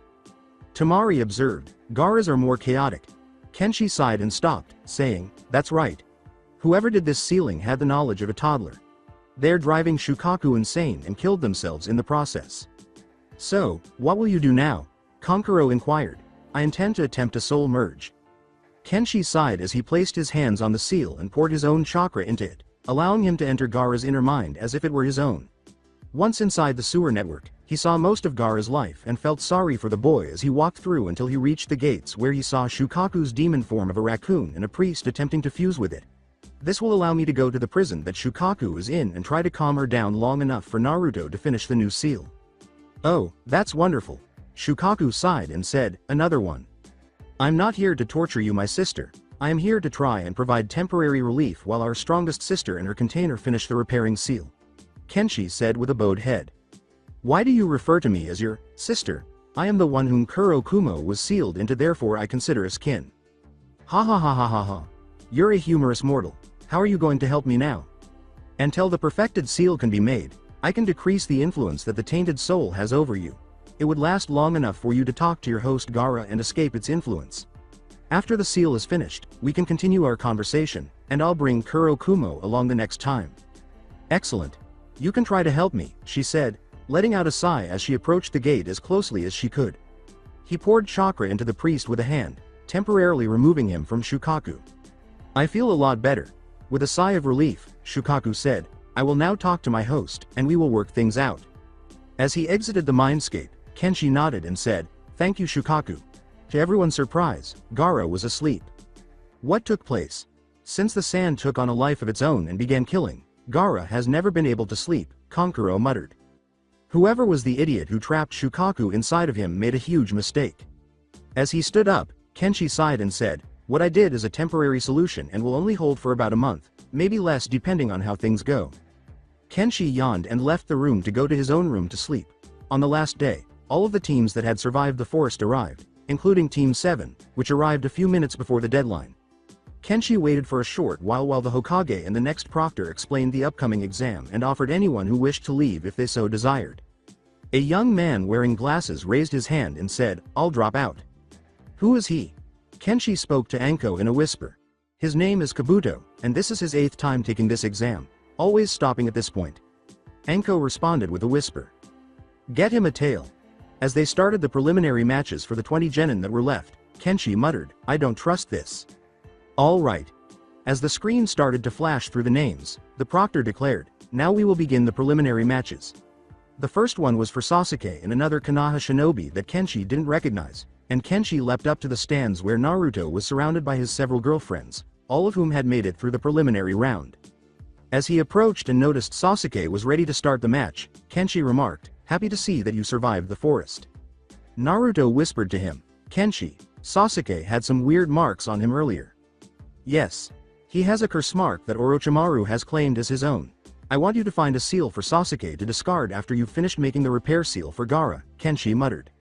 "Yes, he is already being impacted by the marks. Earlier, he attempted to influence Sakura and Ino. I assume you stopped him." "Yes, much to the chagrin of my teammates. He now understands that I am far more resilient than I have previously claimed." Subsequently, they focused on the match in which Sasuke was being drained of all his energy. Kenshi soon noticed that the mark was attempting to absorb him, but he was suppressing it. He then started mimicking the lotus technique, which was the signature of Might Guy and his pupil Rock Lee. After Sasuke defeated his opponent, Kakashi shunned Swede down and seized him to take him to have the curse mark sealed. "What are you doing to Sasuke-kun?" Sakura screamed. "Close," Kenshi said, up, fighting the impulse to give her the backhand. However, "Sasuke-kun," Sakura yelled. "Sakura!" Kenshi snarled and seized one of the hilts, forcing her to close her trap while the next match was being introduced. "Shut up or I will make you shut up." The proctor yelled, "Temari versus Tenten." Just before she left, Naruto said, "Good luck, Tenten." After giving him a kiss and jumping over the railing to the floor where Temari was waiting with her enormous fan, she smiled and said, "Thank you Naru-kun." The match was brief, with Temari defeating Tenten without even displaying her full skill, and Tenten returned to the floor with a disheartened expression. Naruto gave her a hug and reassured her, "It's okay Tenten. Don't feel guilty." As Sakura and Ino's names were mentioned, Kenshi clarified, "Temari is a very skilled kunoichi." Ino. As she walked down the two women wearing their headbands the way they were supposed to be, Kenshi whispered, "Remember what I told you." Ino kept the fight at bay while she set up the trap that she, Naruto, and Kenshi had been working on. After cutting her hair, she unleashed the trap that immobilized Sakura and gave her the opportunity to use her family's signature jutsu, which allowed her to send her mind and take control of the person. Sakura was forced to say, "I Sakura forfeit," by Ino when she was abruptly thrown out of her head. "I refuse to give up," the pink-haired banshee yelled, and although Ino appeared irritated, she was ready for this to happen. Sakura then threw dozens of explosion tags at Ino, and as the smoke cleared, she charged in and turned the battle into a close-quarters battle. The sound of someone being struck was heard as Ino shot out of the smoke, and Sakura charged out and started beating her until she was unconscious. "Haha, you bitch. Sasuke can now do what he want with you, all you are is his bitch." Sakura yelled as the proctor pronounced her the victor, but she jumped to continue the beating before a trench knife, a sword, and a kunai appeared at her throat. Asuma stated, "That will be enough." Kenshi snarled, "The match is over, now stand down." Naruto grabbed Ino and leapt back up to the stands where they waited to see who would have the next match. Naruto threatened, "You already won, and if you threaten her again I will make you regret it." As the sound genin and the enigmatic leaf genin leapt down, the proctor declared, "Shino Aburame versus Zaku." "Pay close attention." Kenshi observed, "It's likely that you'll have to battle that one in the following round." "Which one?" Naruto inquired. "The leaf." Kenshi smiled as he saw Shino trap Zaku with the destruction bugs, and when Zaku attempted to use both of his arms with the sound cannons attached, they exploded. "That Zaku guy is finished." "What took place?" Naruto inquired. After Zaku's initial attack, he sent the bugs inside. Shino belongs to the renowned bug controlling Aburame clan. They can use them whenever they want and have a nest of them living inside of them. Kenshi clarified, it's not an easy opponent to fight. Before the next match began, Kakashi reappeared with Sakura ready to yell, but Hinata covered it with her hand to silence the inevitable shriek. Kakashi stated, Sasuke is fine. He's sleeping in a hospital bed right now, just prior to their ears being attacked. Kankuro vs Tsurugi. Tsurugi boasted that he would put an end to this quickly as the two young shinobi leapt to the ground. Kenshi sighed, Baka. Why is that? Sakura inquired, obviously not pleased that he was giving preference to the Sand Nin. When Kankuro was first learning how to be a shinobi, I assisted him in honing his skills. He is carrying a lethal weapon that I gave him as a parting gift. The match began with the Leaf One jumping into the air and encircling Kankuro like a boa constrictor, breaking his neck. Suddenly, Kankuro's face began to fall off, revealing Crow's true face. No matter what this four-eyed kid can do, he will be no match against Kankuro, Kenshi smiled. As Kankuro came out of the wrapping and used Crow to break all the bones but the neck, Kenshi laughed and said, checkmate. How did he accomplish that? Sakura inquired. He replaced them. His most valuable weapon, Crow, was created by Sasori prior to his betrayal, Kenshi clarified. As Shikamaru and the lone female Sound Nin leapt down, the proctor declared, Shikamaru vs Kin. As they made their way to the far side of the observation platform, Kakashi whispered to Kenshi, I need to talk to you. What's the matter? Orochimaru has Sasuke in his sights. We must figure out how to get rid of the curse mark. I'm on it already. When Naruto noticed the mark, he knew it was harmful. Kenshi clarified, I'll have him examine Enko's mark and create a counter seal. Why don't you? I can't make seals well. Kenshi clarified, Naruto would accomplish far more good than I could because he has learned a lot about them. All right. What knowledge do you possess regarding the Sound Village? Relatively little. According to Kenshi, Orochimaru has 5 personal guards who are at least high Chunin level and free of the curse marks. These 3 participants are the lowest of the barrel, based solely on what I've learned from the Chunin exams. Not good. The Hokage ought to have a strategy in place for this. After noticing that Shikamaru had won his match, Kenshi grunted, I hope you're right, because if he doesn't then we are going to be in serious trouble. Next game. Kiba Inuzuka vs Naruto Namikaze. Naruto jumped down to Kiba, grinning. Naruto smiled and said, you know Kiba, I should take it easy on you. Dead last, what are you discussing? You can't possibly defeat me, Kiba chuckled. Naruto. The seals can be taken off, Kenshi yelled him down. You got it, nay. Chan. As he rolled up his sleeves to reveal the weight seals, Naruto yelled, then used the hand signals to take them off and roll his shoulders. What were those up to? Kiba inquired. They were seals of weight. Let's move this show along now, Naruto yelled as he dashed forward and vanished from view, suddenly punching Kiba, sending him crashing into a wall. Then Rock Lee trailed off. What on earth? That is Naruto's actual strength and speed. He has worn those seals since he was 8 years old, adding weight when they got too light. Most shinobi cannot keep up with him because of his speed. I find it difficult to follow him, even though I know what he's going to do, Kenshi smiled. Guy remarked, he is a prodigy, just like his father. As Kiba and Akamaru launched their counterattack, Naruto ducked every blow they attempted to land while launching punishing counterattacks that would send them flying. After 10 minutes of this, Naruto started making hand signals. Fuden. Twisting Wind Scythe, K's Kama Najire. Naruto shouted as suddenly spiraling slashes appeared all over Kiba and Akamaru, immobilizing them both. Hey Proctor. Perhaps you should call the match. They will be dead by the time that attack ends, which could continue until tomorrow morning. Does Kiba Inuzuka forfeit? Not at all. He yelled as he attempted to advance but was cut across the back, landing on his knees. Naruto Namikaze is the winner. The Proctor yelled, and Naruto cut off the chakra flow, halting the jutsu as the medical nin escorted Kiba and his dog from the arena. As they embraced him, all of his women cried out, you were amazing, Naruto. Why don't you teach Sasuke how to use those attacks? Sakura grumbled. Because that attack could only be used by someone with as much chakra as Naruto and me. Didn't the kitsune teach you that jutsu? Yes. Naruto smiled as he pulled himself away from the 3 women.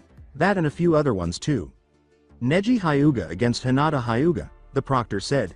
Hinata, good luck. Naruto kissed her and said, don't hold back. The match began with a bang as Neji attempted to seal her chakra points, but Hinata dodged the blows and was gradually sealing the points on his arms. Hi, Naruto.kun. Hinata blushed as she jumped down and faced her cousin. How can you, a failure, be succeeding so well? He yelled. The reason for this is that I am not a failure. I simply didn't realize that my personal style didn't mesh well with the house style.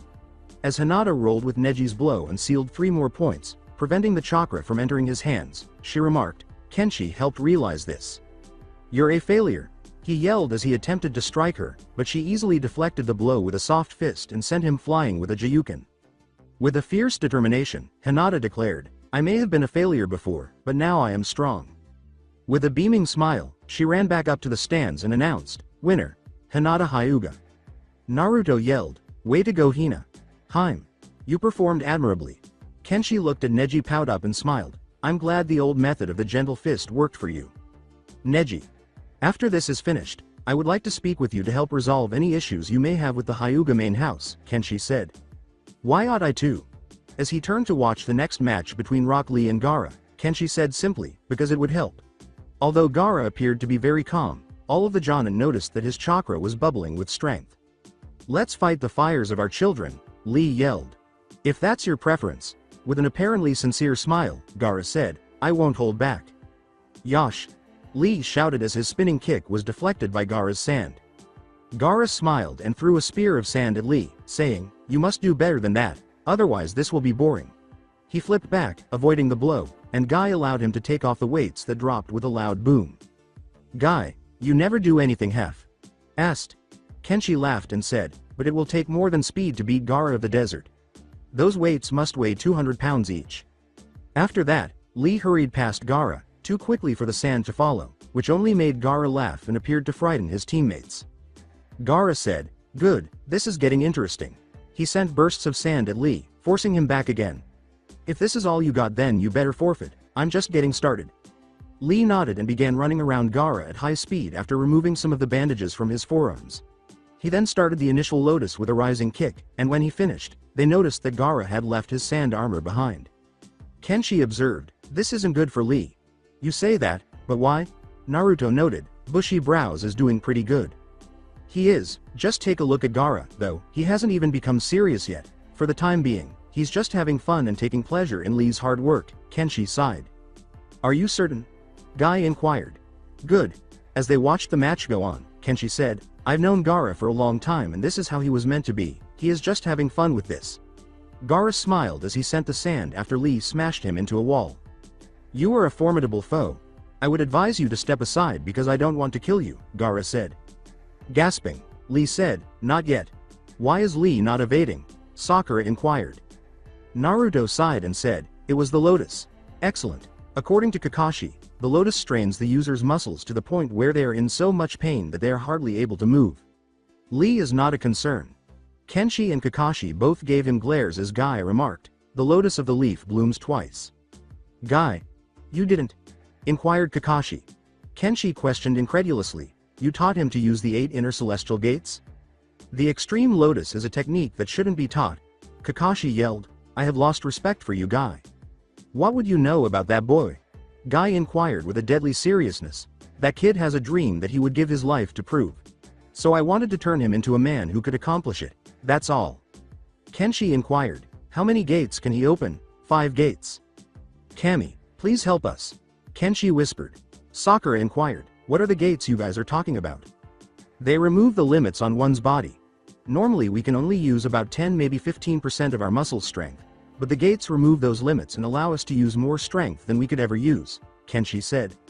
The 8 gates are the initial gate, the heal gate, the life gate, the harm gate, the limit gate, the view gate, the wonder gate, and the death gate. These 8 gates are situated at points that chakra has to go through, starting with the first 2 in the brain, the top of the spinal column with all but the last following, and the last at the heart. Guy clarified. As they turned back to the battle, Kakashi concluded, These gates forcibly release more chakra, and when all 8 are released you are stronger than the Hokage for a short time, but you are guaranteed death once it is over. The extreme lotus is used by opening the first 3 gates. Lee had already opened the 2nd, 3rd, and 4th gates, turning his body red. With more speed than Kenshi had ever witnessed, he charged forward, knocking Gaara into the air. He then watched as Lee opened the 5th gate and gradually tore off the sand armor, destroying his opponent. He completed the extreme lotus with the last blow, pulling Gaara toward his last fist and smashing him with the bandages he had wrapped around him. Gaara's gourd transformed into sand as he fell to the ground, absorbing the force of his impact. As he wrapped Lee in the sand, Gaara exclaimed, "Impressive. I never would have expected something like that. But you are now finished. Forfeit." Lee exclaimed, "Never. Proctor, I could kill him right now with this technique. Call the match." As Gaara pulled back the sand, the Proctor declared, "Winner Gaara." Lee let out a sigh, "I lost." As Guy accompanied Lee to the hospital, Gaara returned to his team and remarked, "You were up against one who has the ultimate defense. You did not stand a chance against me, though you did quite well." Kenshi whispered to Naruto, "That is what you will be up against in the finals. Gaara has never been beaten." Naruto smiled and said, "We'll just have to change that." Sakura yelled, "Are you nuts? He is going to kill you." As the last match began, Kenshi yelled back at her, "Hey Pinky. If you listen really carefully you can hear the sound of no one giving a damn." However, the match ended swiftly, with Choji losing to the sound Nin. The Proctor called down all of the winners and had them draw numbers to determine their locations for the final tournament, saying, "And that concludes the preliminary tournament. Alright, here is the lineup. In the first round it is Sakura vs Hinata, the second round is Sasuke vs Gaara. The third is Naruto vs Dosu. The fourth is Shikamaru vs Tamari, and lastly the fifth is Shino vs Kankuro. You will have 1 month before the final tournament, so go and rest then train." The Proctor stated as they were all dismissed. Therefore, it will be a month before anything interesting happens. As Kenshi left Training Ground 44 with Anko, Naruto, and all of his girlfriends, he thought, "Orochimaru, what are you planning?" A big feast had been prepared by Kushina, Haku, Natsumi, Ayame, Setsuna, and Kanoka when the 6 of them returned home. Kushina inquired, "So how did all of you do?" As Kenshi went to his room to throw his bag inside, he said, "Naruto and Hinata advanced to the final round." "Where's Shinku?" he asked. "He's out. Said something about having to speak with an old comrade of his," replied Setsuna. Unusual. As a knock on the door echoed through the house, he thought, "That arachnid shouldn't know anyone around here." Kenshi went down to the table, and Kushina went to the door, saying, "I got it." A short while later, Shinku entered with the last person Kenshi had anticipated seeing. "Jiraiya?" Kenshi yelled, leaping from his chair up. The old man laughed and said, "Good to see you again, Kenshi." Naruto questioned, "Who is he?" Kenshi stated, "Jiraiya of the Sannin. He was Dad's teacher." Naruto inquired, "This is the guy that trained Dad?" Jiraiya sat down opposite Kushina and chuckled, "The one and only Toad Sage." "I hope you don't find me rude for asking, but what are you doing here?" replied Kenshi. "Well, I heard Kushina had woken up and the sons of the Yodem had been revealed, so I figured now was the best time to come back. Besides, I know the Chunin exams are going on." Anko inquired, "And you heard that the snake was here?" With a peculiar expression, Jiraiya replied, "Actually yes." "Enough. This talk can wait until later. Let's eat first and celebrate Naruto and Hinata making it to the finals." Kushina intervened. Following that, they all started to eat the feast that the women who had stayed at home had prepared. After they were done, Kenshi led Jiraiya, Anko, and Naruto to the office in the basement so they could have a private conversation. Kenshi sighed, "All right, Jiraiya, let's hear it. The Akatsuki are on the move. They're beginning to search out the Jinchuruki and prepare the capture process," Jiraiya stated. Kenshi swore, "Damn, this is sooner than expected." "Akatsuki?" inquired Naruto and Anko. "An organization of S-class rogue shinobi. One of the members is Itachi Uchiha," Kenshi clarified. Anko questioned, "How do you know this?" "My information network. I still get regular updates, but lately they have been having trouble getting info to me.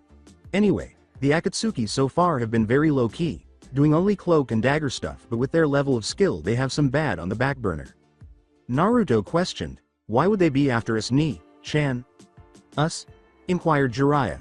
Kenshi gave a brief explanation of how the demons could be released as humans, saying, "Dad never told you? He sealed the Kuro Kumo inside me.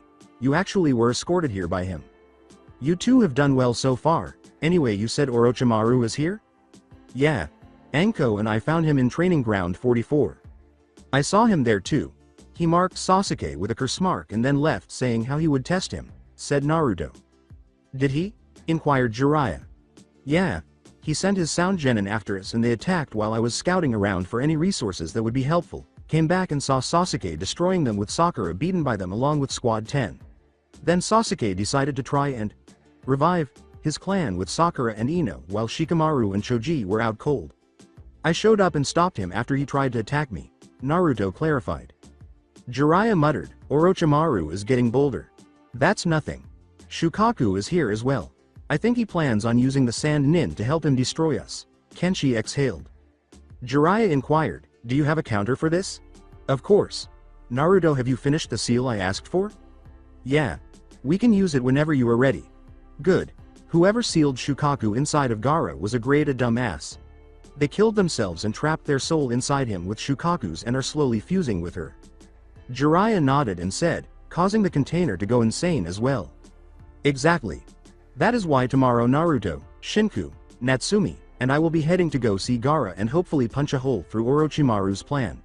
Kenshi exhaled. Jiraiya trailed off, okay, now about training Naruto. Of course you can help him. I was going to be training him along with Mother and Natsumi. Kenshi replied. In what? Mother will start his Kenjutsu training. Natsumi will be teaching him more ancient jutsu and start to teach him to harness the yang portion of the chakra. I will be doing taijutsu training with him in Hinata and teaching him any fire jutsu that I think would work well for him, Kenshi clarified. I can start teaching him summoning jutsu. If he is like his father then he should be able to summon toads no problem. Jiraiya grinned. Alright. Looks like you have your work cut out for you. You are going to have 3 clones working on the training.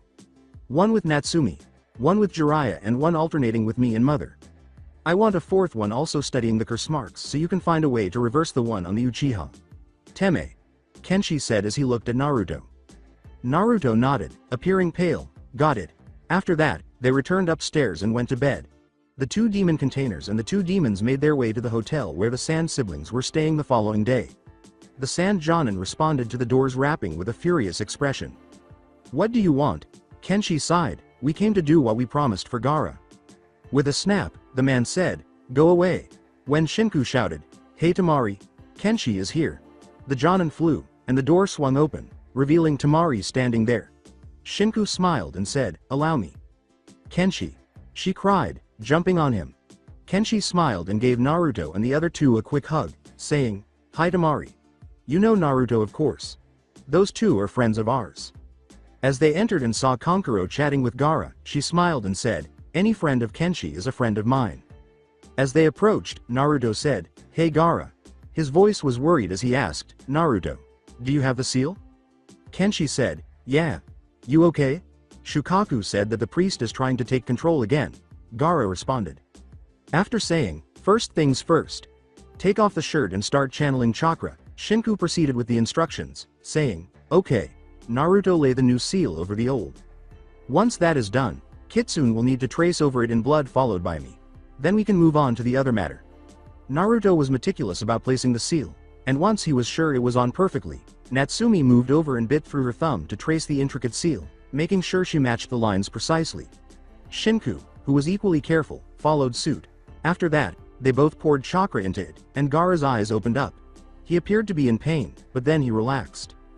Gaara sighed with relief, it's gone. Shukaku says that it is entirely gone. As Kenshi channeled his chakra and once more entered Gaara's inner mind, Shinku remarked, great. Now, remember what you did the last time you entered his inner world. Do that again while explaining this to Naruto and then the 4 of us will go inside. He stood in the sewer network once more and waited for the other 3 to show up. They led the way to the gate where Shukaku was imprisoned and discovered that she had transformed into a human. She had brown hair and was as tall as Natsumi. She accentuated her figure with a tight black shirt, skirt, and black leggings. She smiled at them and said, Natsumi, Shinku. Good to see you 2 again. Good to see you as well Kenshi. Shinku smiled as he approached the gate, saying, I'm glad to see that you are sane again. Would you like to leave now? Depends. Depends on what? Inquired Naruto. What happens to Gaara? Nothing. Kenshi replied, what Shinku is offering is the same deal that me and Naruto were offered. Gaara came inside as well and said, it's fine by me. Shukaku remarked, very well. If Gaara is willing then so am I. Alright. Gaara, all you have to do is rip off the bottom half of the seal. Shinku replied. By the way, since you all have done so much for me you can use my true name. Call me Meiki Miyazaki. Shukaku said as Gaara approached, and Gaara tore off half of the seal. They all turned to see Meiki standing next to Gaara's seat. Gazing at Meiki, Kankuro questioned, "Who is she?" "That is Shukaku." Shinku responded, "Now how about telling us something?" "What?" inquired the Jonin. Kenshi inquired, "When is the sound and sand invading?" They all seemed shocked by this, but Gaara finally responded. "They attacked during the finals. However, as the son of the Kazekage, I want you to tell all of our forces that we will not be attacking," Gaara stated to their Jonin sensei. He growled, "Why should I do this? Because if you don't then you start war with Konoha, and you know how strong Naruto is from the preliminaries. Well, I am a million times stronger." Kenshi looked at the Jonin. "And if war is declared, I will decimate every single one of your troops, and ensure that Suna is wiped off the face of the earth. Go tell the forces that Gaara has ordered the attack to cease. If they refuse, then I will personally deal with all of them." Gaara was standing there. The Jonin roared out of the room, grunting, "TCH, all right." Naruto said, "Thank you, Gaara. It's nothing. I wouldn't feel right about destroying this place after all that the two of you had done for me," Gaara said with a grin.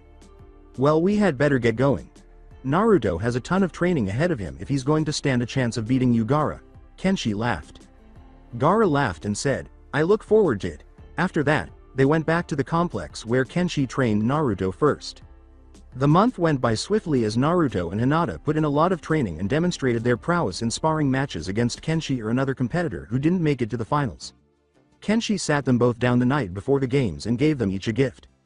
Kenshi placed the enormous box in front of the blonde and said, "Naruto, this is for you from all of us." He opened it to discover his own katana and a light metal gauntlet for protection. As he removed the objects, he muttered, "Whoa." As Hinata opened hers to reveal a copy of her family's scroll to use the Byakugan, along with leather padded metal gloves, Kenshi explained, "The sword isn't as good as I had hoped to get you, but mother says that it should hold up well in this exam." The gauntlet was from Zabuza as well. He found it during his travels around the Land of Fire and said that you could use it. Her voice trailed off, "Thank you. The scroll is from your father. He wants you to grow strong, so he is letting you have this copy." The gloves were an idea from Tenten. Just in case the Byakugan isn't working, you can now pack more of a punch while still being able to use the gentle fist STLYE through it. Kenshi laughed. They both bowed and said, "Thank you for the gifts. You are both welcome. I want both of you to try your best tomorrow, and even if you don't become Chunin, know that we will all be proud of what you two have done." Kenshi-chan, could you remove the weight seals tomorrow?" replied Hinata. As he put them to bed, Kenshi said, "You can remove them yourself by forcing chakra into them, but don't do that right away. Save it for an emergency." Sakura wasn't thinking about her battle tomorrow. Instead, she was having her typical fantasy about Sasuke. Given that Hinata was insignificant in comparison to that Ino.pig, she reasoned that she would be weak and not have to worry about fighting as much while she was with Naruto. She reclined on her bed and allowed her thoughts to drift to her dreams about Sasuke. Shikamaru just didn't care about tomorrow's match and went to bed to avoid his mother's constant criticism that he hadn't studied hard enough for the test. He yawned as he fell asleep, one of his favorite things to do. What a drag. After completing all the training he could to get ready to battle Suna's puppet user, Shino just checked on his bugs while he waited for sleep to arrive. Dosu was furious because he recalled Orochimaru telling him to quit right away. He refused the orders because he had already been used by Orochimaru and was ready to battle Naruto in the morning to demonstrate his strength. Dosu reclined on the hotel bed and vowed, "I will prove that I am not weak." Meiki complained that she was bored as the Sand siblings sat together in the bedroom. "Shukaku, we have the exams in the morning so we can't stay up much later," Kankuro replied. "But I want to play. Please Gaara-kun," she pleaded, making her most adorable face. Tamari yelled at her to stop attempting to woo my brother. Gaara-kun. As she complained. Gaara said, "I'm sorry, but not tonight. After the exams are over tomorrow, we'll play anything you want." Tamari sighed at the fact that her brother, who had been Suna's biggest fear, was now ensnared in this woman's grasp. Meiki gave him a cheek kiss and said, "Thank you, Gaara-kun." She then left for bed. At his request, Kakashi trained Sasuke after he was swiftly discharged from the hospital. Although Kakashi felt he was not prepared to take this portion of the test or to learn the technique he had requested, the council had threatened him with unimaginable consequences if he didn't, and he had no evidence to prove his point to the Hokage. Thus, he began teaching Sasuke the Chidori technique and used his animosity toward his older brother to ensure that he would do as he was told. "Sasuke, if I don't think that you have mastered this to a suitable level, then I will not let you go take the exam," Kakashi stated to him. As he proceeded with the training, Sasuke snarled, "You can't stop me. I will take the exam and I will prove that I am the best." As he left to read his perverted book, Kakashi thought, he's a fool. He may have the citizen council waiting on him hand and foot, but the shinobi decide the promotion to Chunin. When Kenshi awoke in the morning, the majority of the household had already risen and begun eating breakfast. Kenshi sat down at the kitchen table and asked, "You two ready for the exam?" Naruto smiled and said, "As ready as we'll ever be." Kenshi smiled when he noticed that Hinata was wearing the new gloves, Naruto was wearing the new gauntlet, and the katana was resting next to the table. "Good. Just do your best and you should be fine." After eating, they all went to the stadium, where they discovered Meiki and the Sand siblings. Kenshi said, "Morning you four. Where's your sensei?" They went into the stadium and Gaara said, "Still in Suna. Apparently our father has been killed, so he is running the council while we investigate what has happened." Kenshi pointed down the hallway they were expected to take and said, "Well, this is where we part company. You five head down that hallway to the waiting room while the rest of us head to the spectator area." As he and the others sat down and awaited the arrival of the remaining competitors, Naruto maintained a composed exterior despite his nervousness. Shino arrived first, nodded to Hinata, and sat down away from the others. In a whisper, Naruto asked Hinata, "So what's Shino like anyway?" As Sakura entered and gave Hinata a shady glance, Hinata responded, "He's really quiet but he looks out for all of us." Tamari said, "May we help you bitch?" Because the five of them were seated together. She screamed, "Yeah. Why are those two all buddy with the enemy?" He made the sand swirl around them to indicate that she wasn't welcome, and Gaara responded, "Because they are our friends." Dosu entered next, grunting as he sat down as far away from everyone as he could after glancing at them. Shikamaru finally entered, muttering that this was a drag. Naruto questioned, "Why are you complaining?" Shikamaru sighed as he sat with the five, "Because I had my mom on my case all of this month for these darn matches." Sakura questioned, "Where's Sasuke-kun? I bet you sabotaged him." Naruto, "Baka. Why would I sabotage someone weaker than myself, especially if he would be up against Gaara first?" replied Naruto. "Because you don't want him to win what he deserves," she yelled. As Sakura prepared to attack him, Naruto leaned back in his seat and sighed, "Sakura. Shut up. You are giving me a headache." As Tamari laughed, Hinata said, "Sakura, please save it for the field. I would not like to get in trouble for something I am going to do anyway." Sakura began, "Why you bit?" as a new proctor walked in. The stadium was packed when they all arrived, and the man said, "Save it for the spectators, ladies. Now everyone down to the field." This time, the proctor said, "All right, same basic rules as last time. However, I will not be as lenient. Now pay attention to the Hokage's speech." Naturally, nobody did. "What happens if Sasuke-kun isn't here for his match?" Sakura inquired. The proctor stated plainly, "Then he is disqualified." He complained, "But Sasuke is the best of us here.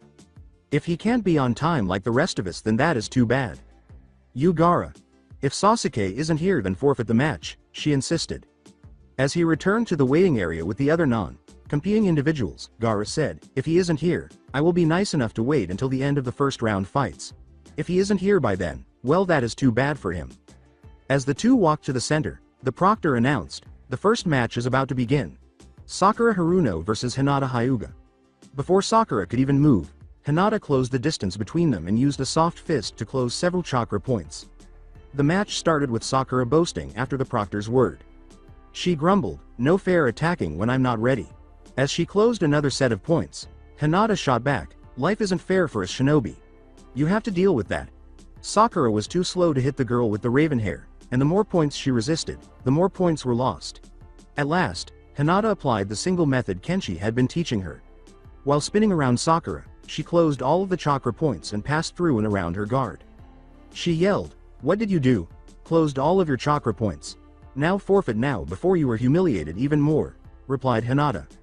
Sakura yelled, "No way bitch," as she lunged at her, attempting to punch her, but Hinata just sidestepped each blow until she balled her fists and launched an offensive, delivering vicious hooks to her stomach and face before finishing with a solid uppercut that knocked her unconscious. The proctor exclaimed, "Winner, Hinata Hyuga," as Sakura was seized by the medics and transported to the hospital. Naruto yelled, "Way to go," at her. As the audience murmured that nothing like this ever happens, the proctor yelled, "The second match has been delayed at the request of the combatant Gaara, since his opponent has not arrived yet. So the third match, Naruto Namikaze vs Dosu, will now begin." With the katana hilt between his waist and his hand, Naruto faced the sound nin. The proctor began the match by sending a sound blast at Naruto, who abruptly went underground and jumped up behind Dosu with the katana unsheathed and slashed at the bandaged man's back, causing blood to splash. "You don't stand a chance," Dosu grunted. Dosu exclaimed, in shock that the blonde had done so. Every shinobi had heard the legends of the Red Death and how she was the most feared kenjutsu user in history, so Dosu shuddered when Naruto boasted, "That was only for starters." Naruto smiled and cracked his knuckles. "You might as well forfeit since I was trained by the Red Death in kenjutsu." Dosu sent another sound blast at the blonde, who just began channeling chakra before taking off in a boom, thinking, "If this kid is telling the truth, then I don't stand a chance." Dosu felt the blade at his throat before he could react. While Guy was stunned up in the stands, Naruto smiled and said, "I just removed my weight seals. So you might want to call it quits." He said, "He is moving faster than even Lee could." According to Kenshi, who was standing in the row ahead of him, that's thanks to those weight seals.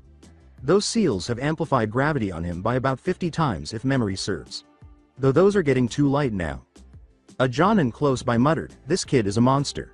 Kenshi chuckled as they watched Dosu attempt to get away from the blonde, but each time he did, Naruto surprised him again with a tiny slash on his closest side. "That's nothing. Trust me, wait until his later matches, then you will see how truly terrifying he can be." Dosu finally passed out and pleaded to be spared. He smiled and tensed for any tricks, saying, "Just forfeit and then we are done." "All right, I give up," he yelled. The proctor exclaimed, "Winner, Naruto Namikaze," as the medical nin seized the bloody mess that was the sound nin. As the two genin made their way to the field, the proctor exclaimed, "Next match, Temari vs Shikamaru Nara." Temari became enraged when Shikamaru sighed, "What a drag, another girl." When the match began, she yelled, "What was that, you sexist pig?" She opened the fan and sent the boy flying to the shaded side of the arena with blades of wind using jutsu. As the shadow sped toward the girl, who flipped back until the shadow stopped, Shikamaru uttered the words, "Shadow Possession Jutsu." As she attacked him with the jutsu once more, she observed, "So that is the limit, even with the extra increase." He started thinking about what he could do and came up with a solution as he rolled into the little group of trees at the end of the arena. Unexpectedly, the shadow began to grow once more, and as she leapt away once more, she noted how far it had spread. When the jutsu suddenly caught her, she laughed and said, "Nice try." "What the?" she cried out. She heard Shikamaru say, "Shadow Possession Success." "How did you do that?" "Substitution Jutsu. Sent you far enough back where I could switch to the other side of the arena and then while you were distracted use the jutsu." Shikamaru laughed.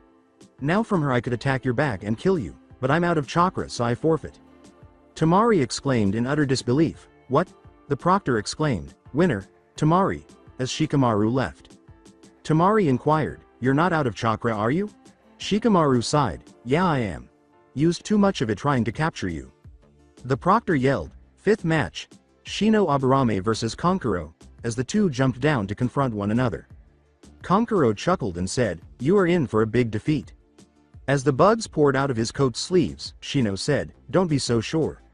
Shino jumped over the puppet and punched the puppet master, but he quickly retreated as Crow's arm opened up at the elbow and launched a small container at him, which was swiftly dodged. Konkuro began the match by sending Crow to attack with its 4 arms. The Aburame's suspicion that the puppet was full of poison attacks was confirmed when purple smoke emerged from the container after it was opened.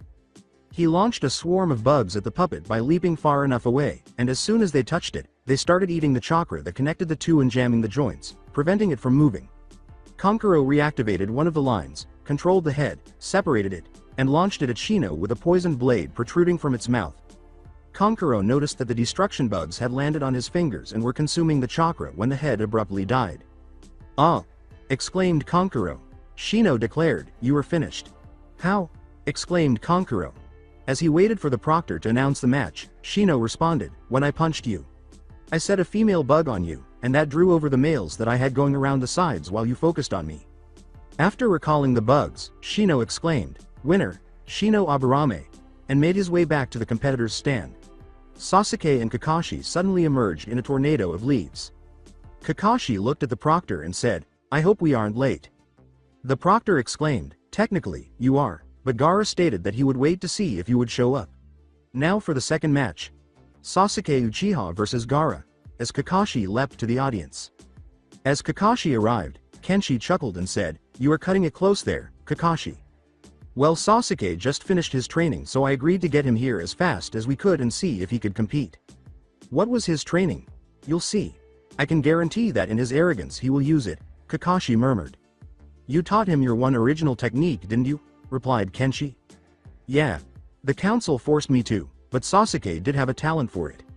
As Gaara walked into the arena, Kenshi smiled and said, "Just be ready to watch it get stopped. Gaara is a lot stronger than you think. What he showed in the match against Lee was only a warm-up to him." Sasuke looked at Gaara and said, "You should just give up." As the proctor began the match and Sasuke took off with Lee's speed around him, Gaara responded, "I was about to say the same thing to you. Even if you have increased your speed to match Lee, you won't last against me. One-trick ponies don't last long." Gaara said, bringing the sand in a wall around him and sending sand digging into the ground to break down the bedrock to make denser sand. Spikes would shoot off whenever Sasuke attempted to attack the barrier, preventing him from approaching. As he jumped back onto one of the walls and began the hand signals for Chidori, Sasuke muttered, "So I can't get close that easily. Well, I might as well bust through it." He hurried to destroy the barrier while birds were chirping, but the sand opened up and encircled his arm just as his hand was ready to touch it. As the sand wrapped around the Uchiha, Gaara said, "Now admit defeat, or I will kill you." Fool. No self-respecting shinobi doesn't know about Chidori. The sound of the birds is the key giveaway, and with that stopping it is easy for one of my abilities. Sasuke screamed, "I won't admit defeat to a worm like you. Because you are Uchiha? Let me tell you something. To me, a clan is nothing without the power to back up their boasts.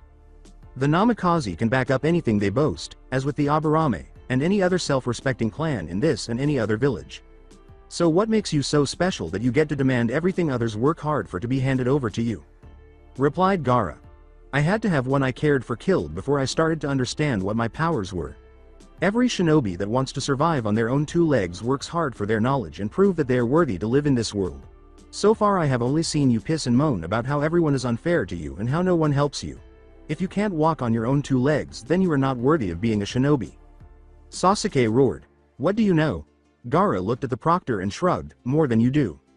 After saying, "Winner, Gaara," Gaara let go of the sand and waited for Hinata to show up for the second round on the arena. With his back to the proctor, Sasuke started the hand signals for Chidori once more and attempted to slam the lightning strike through the red-haired boy's head. As Sasuke yanked his hand free and bounded out of the arena, the proctor snarled, "That is enough. The match is over, now get out of my sight." The proctor made the announcement after Hinata had walked down. As the two faced off, the proctor exclaimed, "Now the second round begins. The winner of this match will move on to the finals. Hinata Hyuga versus Gaara." Instead, Hinata was determined to find a way to overcome Gaara's unwavering defense, even though she knew it would put her at a disadvantage.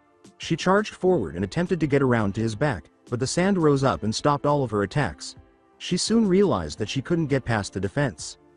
Gaara inquired, "Are you done?" Hinata yelled, "Yes, I forfeit the match." The two then walked back up to the box as Naruto and Temari descended for their match. "Very wise." Gaara nodded to her. "The Byakugan is a mighty style, but it is not able to breach the sand shield." "Nice job, Hinata." Naruto kissed her and said, "You did your best."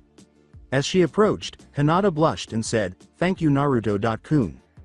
The two blondes turned to face one another and waited for the other to initiate contact. Now for the next match. Naruto Namikaze versus Temari. When Temari finally launched the attack, he swung the fan at him, sending wind blades at him, which he was able to easily avoid. He then started making jutsu hand signals while running around her, though not as quickly as he had done against Dosu. He unleashed the jutsu after finishing the hand signs. As he slammed his hands to the ground, Naruto yelled, "Magumatan! Kazan no Nami! Magma technique! Volcanic wave!" Temari attempted to jump over the attack, but the height of it was too great, and she was ultimately struck by it and pinned against the wall by the solidifying liquid rock. "What was that?" inquired Temari. Naruto shrugged as he approached and put a kunai blade at her throat, saying, "A magma-style jutsu. Now this is my win." The proctor exclaimed, "Winner, Naruto Namikaze," as Naruto released Temari by making a series of hand gestures that dispersed the magma. The proctor yelled, "Next match, Naruto Namikaze versus Shino Aburame," as the enigmatic boy entered the arena. "You are an enigma. You had the lowest scores in the academy, but now you are showing up shinobi that most would deem impossible for one of our level to beat, Shino said. As the two began the match, with Shino sending the destruction bugs after him, Naruto smiled viciously and said, "That's because I have dropped the mask that I have worn all of my life. This is my true power and my true nature." As he ducked the bugs and attempted to engage in close combat, Naruto thought, the best solution would be to use taijutsu or kenjutsu. However, the bugs persisted in their attack. When he finally realized he would need a different plan, he made a number of shadow clones and had them all start jutsu while channeling chakra to hide their identities. After finishing the signs, Naruto let loose the jutsu. The bug user jumped from root to evade the attacks, but he was soon trapped. Naruto yelled, "Mokuton! Ne Ransha Jikin, wood technique. Root rampage," as roots from the ground shot up and started attacking. As the roots encircled the Aburame and started to grow into a huge tree, Naruto smiled and said, "Mokuton! Shinran Torapu, forest trap. You're finished. That tree will keep growing until all of your chakra is consumed." Naruto glanced over his shoulder to see that the destruction bugs had indeed surrounded him and his clones. An impressive trap. Shino said from inside the roots, "However, my bugs should have surrounded you by now and will soon begin devouring your chakra." Naruto smiled as the clones vanished and the bugs started attacking him while the tree continued to consume the Shino's chakra. Well, this is inconvenient, but let's see who runs out of chakra first. According to the Sandaime Hokage, that is a most interesting technique. Indeed, Hokage. Sama. I did not know the boy possessed the ability to use Mokuton, or even Megumiton, the guard said. As Naruto began to appear worn out, the Hokage nodded and said, "Naruto has grown quite a bit these past few months." Naruto started attempting to draw more of the Natsume's chakra through him in an attempt to strengthen himself, thinking, there is no way he can keep this up much longer. Shino finally cried out from inside as the sun started to set. Despite his barely audible voice, Shino managed to get the proctor to hear him say, "All right. You win, Naruto-san." The proctor yelled, "Winner, Naruto Namikaze," as Naruto managed to free the leaf shinobi and plant the tree along one of the walls. As he made his way back to the viewing area, Shino bowed and said, "You are quite skilled. I wish you luck, Naruto-san." The proctor yelled, "Final match, Gaara vs Naruto Namikaze," as Gaara materialized in a sand whirl. As they bowed to one another, Gaara smiled and said, "Well, my friend, let us see how strong we really are." As the final match started, Naruto smiled and said, "Yeah, let's see if I can crush that absolute defense of yours." As the match began, Naruto and Gaara looked at one another before each of them leapt away from the other and began making hand signals as fast as they could. Gaara yelled, "Tsunation! Shukaku Yari, Shukaku Spear," as the sand shaped into a long spear and was hurled at Naruto as he finished the final hand gesture. Naruto yelled, "Doden! Yama no Tate, Mountain Shield," as a massive rock shield materialized out of the ground, halting the assault. Gaara calmly remarked, "Tsunation! Sabaku no Kan, Desert Coffin," as the sand rushed around the barrier in an attempt to seize Naruto, who had already begun to run up the rock shield as the sand hit the spots where he had been standing. As he started to channel chakra and the seals deactivated, Naruto thought, "No choice, looks like I have to ditch the seals." He disappeared in a blur after they were finished, leaving behind pictures that Gaara had attacked in the hopes that the real one was among them, but then he felt the blade cut his sand armor. As the sand shield adopted the new defensive style, a massive column of sand that attacked anyone who approached too closely, Gaara questioned, "When did you get behind me?" Gaara felt the hands reach up from underground and pull him under as the sand attempted to find a way to attack him without harming Gaara. Naruto responded from below, "When you were attacking my after images." He pulled him into the hole with more force, and they leapt out onto the far side of the arena where the two were engaged in a taijutsu battle. Naruto was clearly in the lead, as he started to gradually destroy the sand armor and injure real flesh. As the others attacked Naruto, the sand suddenly caught up to them, creating a platform beneath Gaara. "Not bad." Gaara smiled. "But now you are finished." As he began the hand signals while avoiding the sand, Naruto smiled and said, "Not yet." Futon. Griffin Senpu, Griffin Whirlwind, Naruto yelled as a huge wind blew sand from beneath Gaara, sending him tumbling to the ground. However, before he could make contact, Naruto leapt into the air and knocked him higher into the air while releasing a barrage of blows that destroyed the reformed sand armor, and soon he was inflicting pain. He flipped and gave Gaara an axe kick to end it the way he had witnessed Kenshi do, sending him crashing to the ground more quickly than anyone had ever seen. One of the Jonin muttered, "Kami help USA," and he can barely use the Kyuubi's chakra. That is all his own ability. Kenshi laughed. Kakashi inquired, what have you been teaching him this past month? Not just me. The Kitsune, my mother, and Jiraiya have also been hammering techniques into him. I taught him that one, whereas Kitsune taught most of the jutsu that he is using. Mother focused on Kenjutsu while Jiraiya was working on his chakra control and teaching him one of his best techniques. Kenshi clarified. From her seat beside Kakashi, Kurenai inquired, how was he doing all of this? Kenshi smiled and said, he knows the secret of the Kage Bushin. With blood streaming down his arm, Gaara emerged from the crater and returned to the arena floor. Gaara licked some of the blood from his arm and remarked, that was impressive. No one has ever managed to ever hurt me. Naruto smiled and said, well, everything has its first time. I don't know about you but I am exhausted. Let's end this with one final jutsu. Gaara said with a grin.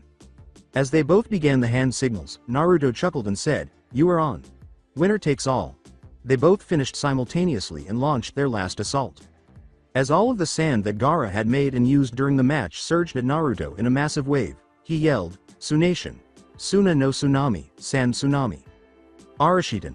Arashi no Hocho, Storm Technique. Storm Cleaver, Naruto yelled, showcasing his most powerful weapon.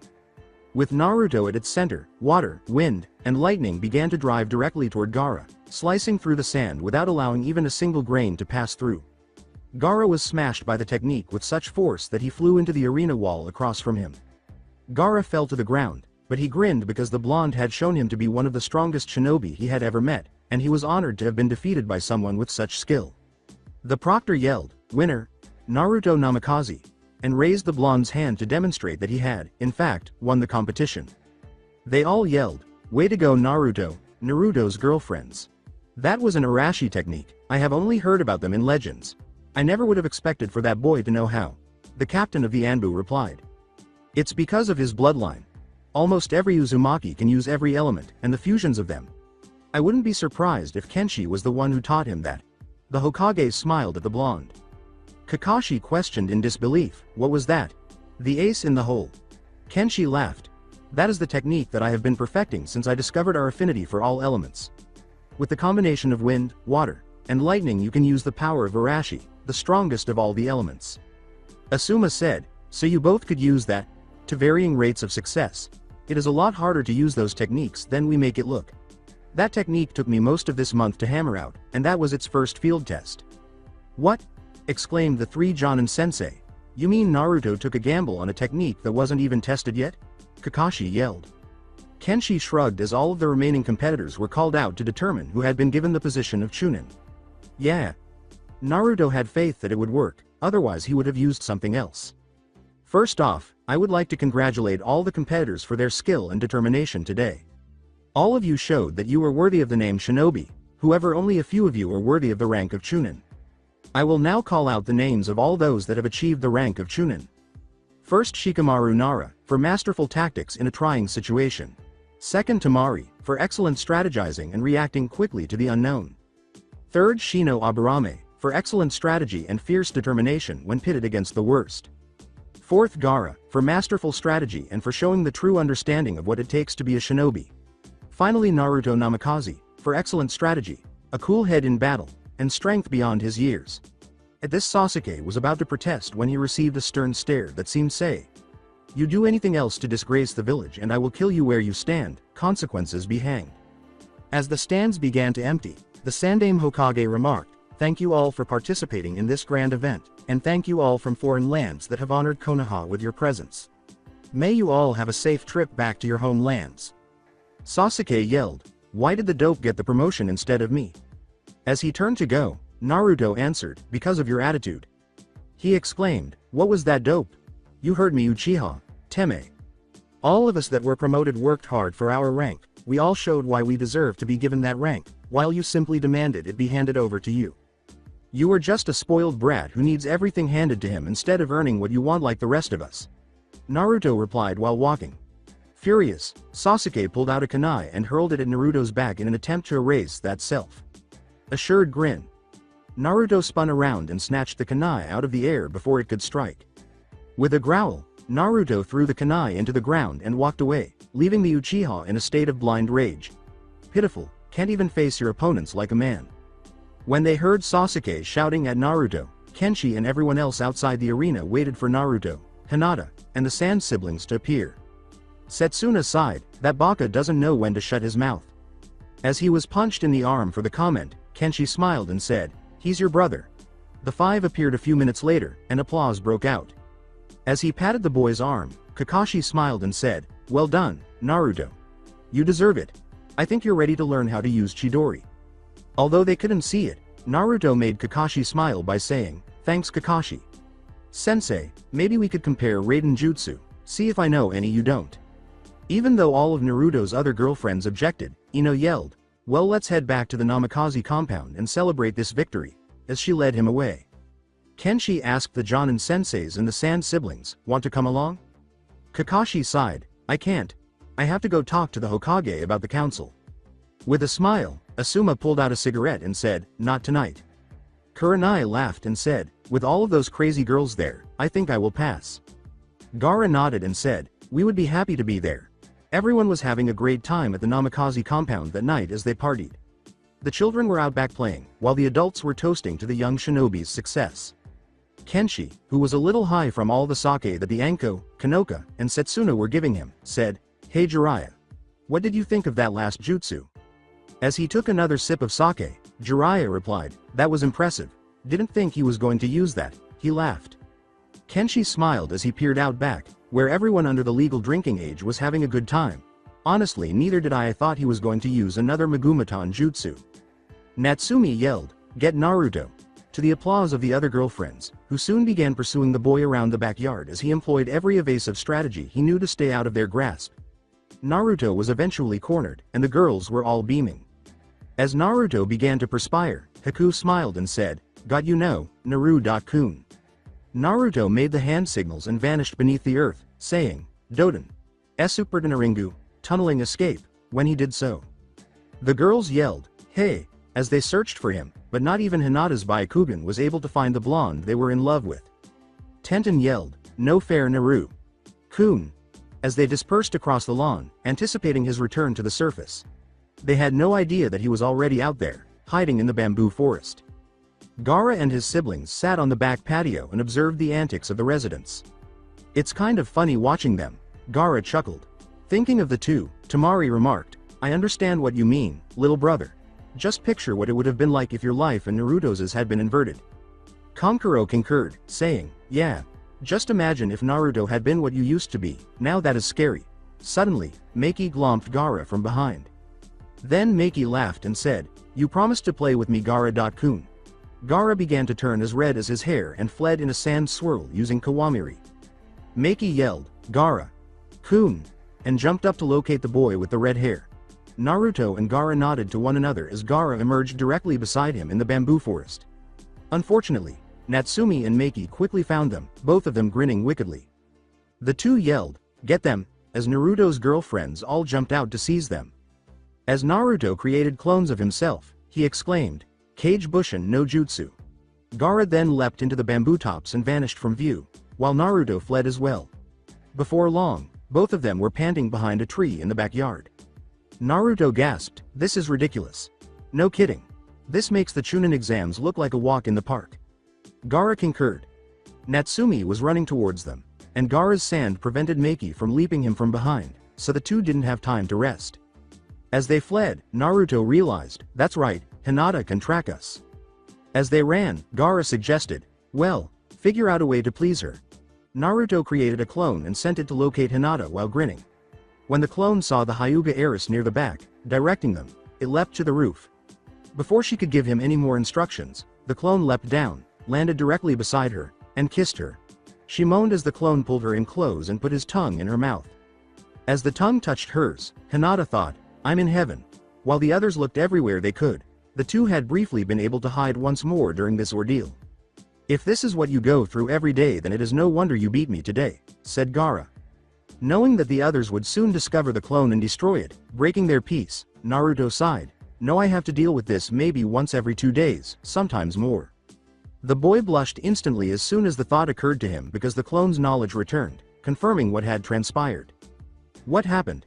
Naruto smiled as the two started to move again, only to find themselves encircled by the women shortly after. The clone was destroyed. I just saw everything the clone did, and man, Hinata knows how to keep a man oblivious to his surroundings. Nice try, Naru.kun. Now you are going to get what you deserve. Tenten laughed. Maki smiled and said, I got you now, Gara.kun. Gara said, run.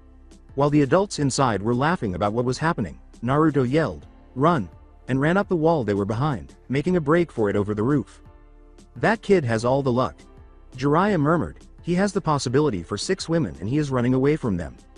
Kenshi laughed when they heard the 2 boys running on the roof as they attempted to get away from all of the women, saying, it's just the way that he is. I admire that childlike view on things.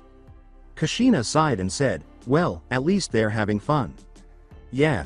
Just imagine if we were younger, Kenshi, we would be chasing you too. Setsuna laughed.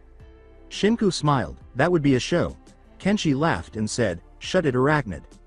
Back outside, Naruto and Gaara were growing increasingly exhausted and were soon doubling over from the effort of breathing. Gaara muttered, this is getting us nowhere. Naruto whispered the plan to Gaara, saying, agreed. I didn't want to do this, but there is one place that they are not allowed to go. After settling in, they ran for the back door, covering half of the distance before being discovered and pursued. As they ran on, Naruto yelled, Gaara, now, as Gaara summoned the sand to create a temporary barrier. As soon as they arrived at the door, they took off their shoes and hurried to Naruto's room, the one location where women were not permitted without his consent. After entering and posting a do not disturb sign on the door, they sighed in relief and shut the door. After catching his breath, Gaara said, I can't believe that it worked. As Naruto heard the knock on the door, he replied, neither can I. Hinata's voice trailed off, Naru. Kuna. As Gaara held Naruto back from opening the door, he muttered, oh Kami. Whispering, don't give in. Gaara said. Hinata begged, Naru.kun, please let me in. Just in case, Gaara uncorked the gourd on his back and whispered, don't do it. As all the women outside the door whimpered, Kenshi's voice came from the hallway, all right ladies, give the boys their rest. As Naruto and Gaara heard footsteps departing, Kenshi chuckled and said, hey, remember my word is law in this house. As Naruto yelled through the door, thanks Ni-chan. Of course, we could hear you two running outside, it sounded intense. You have no idea. That is the first time I have ever been scared since I got the tattoo on my forehead, Gaara replied. As he left, Kenshi said, well, I'll make sure that they stay away until you are ready to deal with them. All of the young ladies were staring at him disapprovingly when he returned downstairs. Hey, they needed to rest from the workout that you just gave them, he said. Maki sulked and said, you're no fun. Kenshi sat down and refilled his sake glass, grinning and saying, guilty as charged. When the Sand siblings departed late that evening, Maki was still holding on to Gaara and wouldn't let go. Kenshi said, well, come say goodbye before you leave. Kankuro said, we will. And they left for their hotel. He noticed that everyone in the house had gone to bed, with the exception of Shinku and Natsumi, who now appeared solemn. Kenshi inquired, should I get Naruto? Natsumi sat down and gazed at the 2 demons, saying, no, this is something we need to talk to you about. What's wrong? Inquired Kenshi. Natsumi, Maki and I had a premonition, meaning that it happened to all of the tailed ones, Shinku said. A premonition. We saw the future. It's a side effect from the days we were one being. What we saw won't mean much to the others, but to the 3 of us that you know it means a great deal. Natsumi exhaled. Kenshi feared the response as he asked, what did you see? It was about Naruto. We saw betrayal in his future, by the village. Shinku murmured, we don't know any of the specifics yet, but we are sure that it will happen soon, sometime within the next year or so, and if this betrayal is not handled properly, then death will find Naruto on this path. So the village will betray him, and if something is not done, then he will die? Yes. We do not know what will lead to this event, but we do know that once the event starts, that only you will have a chance of changing the outcome. Natsumi responded. Alright. I'll try to start gathering the Namikaze family's allies on the council so we can try to prevent this before it happens. Kenshi breathed a sigh of relief as the 3 rose, out of one mess and into another. As they went to bed, Shinku smiled and said, such is the life of a shinobi. Following a few days off, Kenshi returned to Naruto's training, concentrating on learning more about jutsu and honing his taijutsu so he wouldn't engage in brawler style combat. Jiraiya and the Sandaime Hokage showed up to observe the 2 sparring during one of these training sessions. The Hokage asked Jiraiya if they always fought that way as the taijutsu battle grew more intense. This is nothing. Usually they are going at it with more force. They may not have said anything, but they noticed that you are here and are unconsciously toning it down to a decent level. Jiraiya clarified. 10 more minutes passed before the two halted and turned to face one another. After grabbing his shirt and putting it back on, Kenshi asked, "How can we help you, Hokage-sama?" "I have mission for you and Naruto." He added, "I want you to accompany Jiraiya and find Tsunade." "Why us?" inquired Naruto. "Because Jiraiya wants to train Naruto, and I fear that Orochimaru is making plans. Having Tsunade back will be of great assistance to us," he clarified. "All right," Kenshi said, adding, "but we should bring a few others with us." The elderly man sighed as he made his way back to the never-ending stream of paperwork. "You may bring a few members of the household, however, that is it." As the two debated who to bring, Jiraiya sighed and made his way to the front, saying, "All right boys, bring whoever you want to bring, but keep it to at least 2 people each." While Naruto contemplated who he should bring along, Kenshi made the decision first and went to fetch Setsuna and Shinku. All of the women he was considering sneaked up behind him and tackled him while he was sitting on the grass. Ino laughed, "Naru-kun," because she was the one nearest to the blonde at the bottom of the dog pile. He exclaimed, "Could you all get off? It's hard to breathe." They all exchanged glances before removing themselves from him. As Ayame put it, "So what are you thinking about Naru-kun?" As he contemplated which 2 of them to bring, Naruto gave a hazy response, trying to decide something important. Since she wasn't a shinobi and it might be dangerous, Ayame was out. Natsumi smiled and said, "What are you trying to decide? Maybe we could help." As all of the girls nodded, he said, "Okay, but no fighting. The Hokage is sending me and Kenshi on a mission with Sanin, and I am only allowed to bring 2 of you on this mission." This caused them to groan in sadness, and he added, "So I am debating about who to bring." "Well, if you think about it, Natsumi-chan is still teaching you, so she is an obvious choice," Tenten replied. Naruto sighed, "Okay, only one more now." "Well, I can't. Asuma wants us all to do some team missions," Ino murmured. "Same with Guy. Since not a single one of us made it past the preliminaries," Tenten murmured. Ayame said, "I'm not a shinobi so I don't count. I might be able to, though Kurenai-sensei wanted to work on team training," Hinata replied. Haku smiled and said, "I'm free. Then it's settled. Natsumi-kun and Haku-kun will go with me on this mission." Naruto gave a nod. He then left to pack his belongings, promising to take the people he couldn't go on a date when he returned. Jiraiya, Kenshi, Shinku, and Setsuna were waiting at the village gates, all prepared to leave, when Kenshi suddenly felt a chakra that he was all too familiar with. He swore, "Damn, he's back." As Jiraiya looked perplexed, Kenshi fled back into the village at a run after saying those final words. "What is he talking about?" Setsuna sighed and said, "Ni-chan has returned." Shinku smiled and said, "This should be interesting." When Kenshi reached the water's edge, he saw Itachi and a man brandishing a huge sword engaged in combat with Kurenai, Asuma, and Kakashi. Kenshi launched himself into the air and started making the hand signals for the jutsu he had just completed.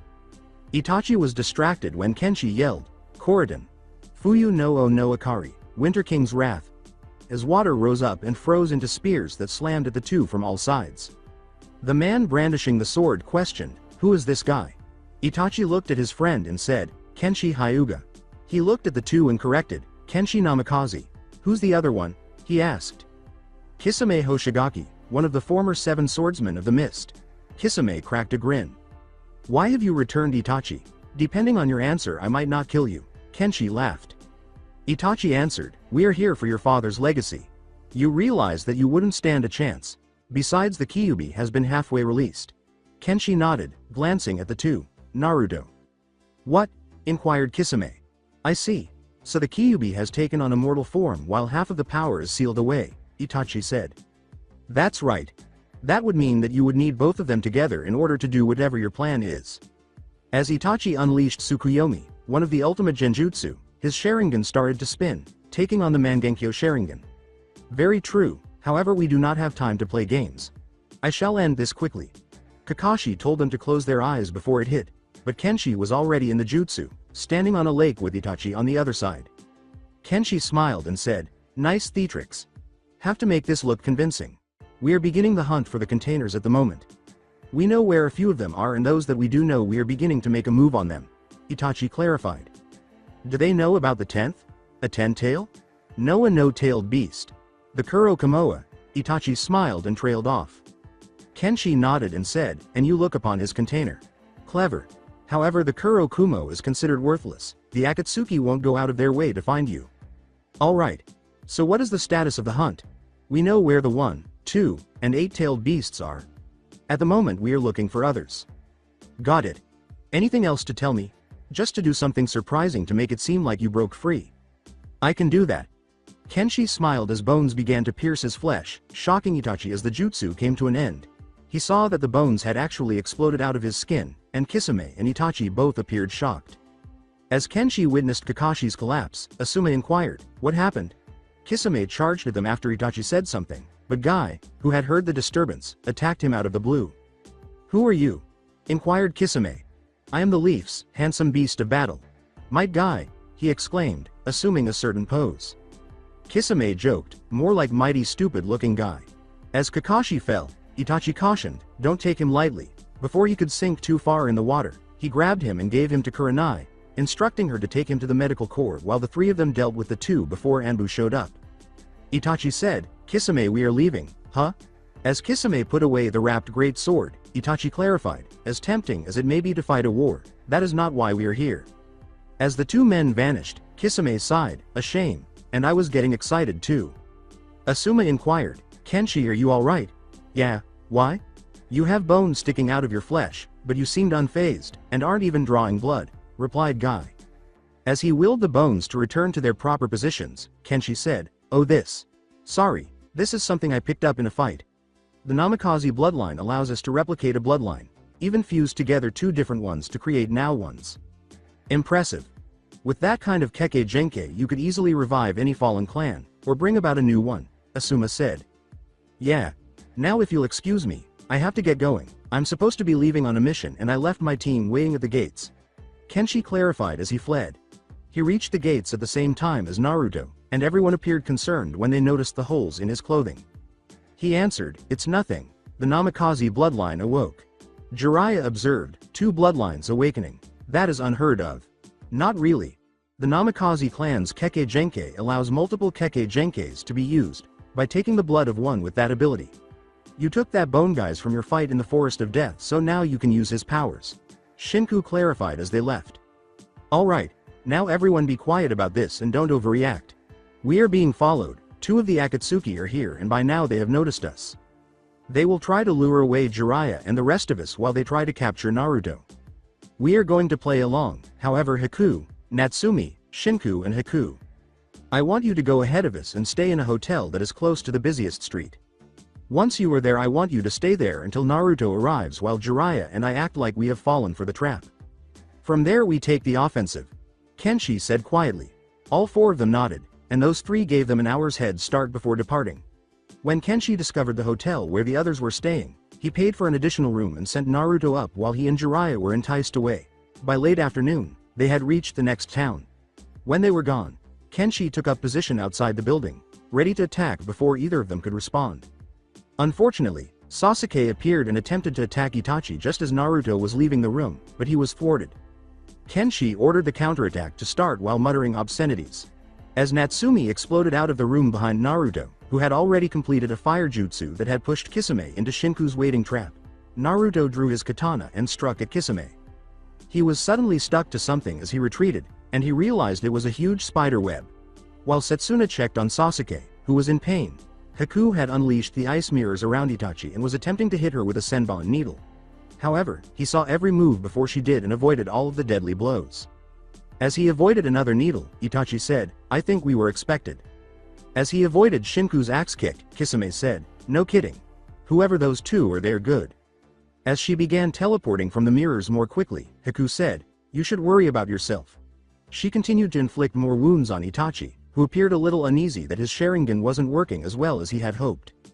As black flames erupted from one of Itachi's eyes, lighting one of the mirrors, he said, enough. I will end this. Kenshi yelled, Haku bail. As he and Setsuna entered to battle Itachi, he turned and stopped Kenshi's spinning kick, but Setsuna was able to get a good uppercut to his stomach. Setsuna. I did not expect to see you here. It's a family reunion, Itachi said. As she struggled, she shot back, soon to be a funeral. Jiraiya finished his preparations and unleashed the Gamaguchi Shibari as the battle went on.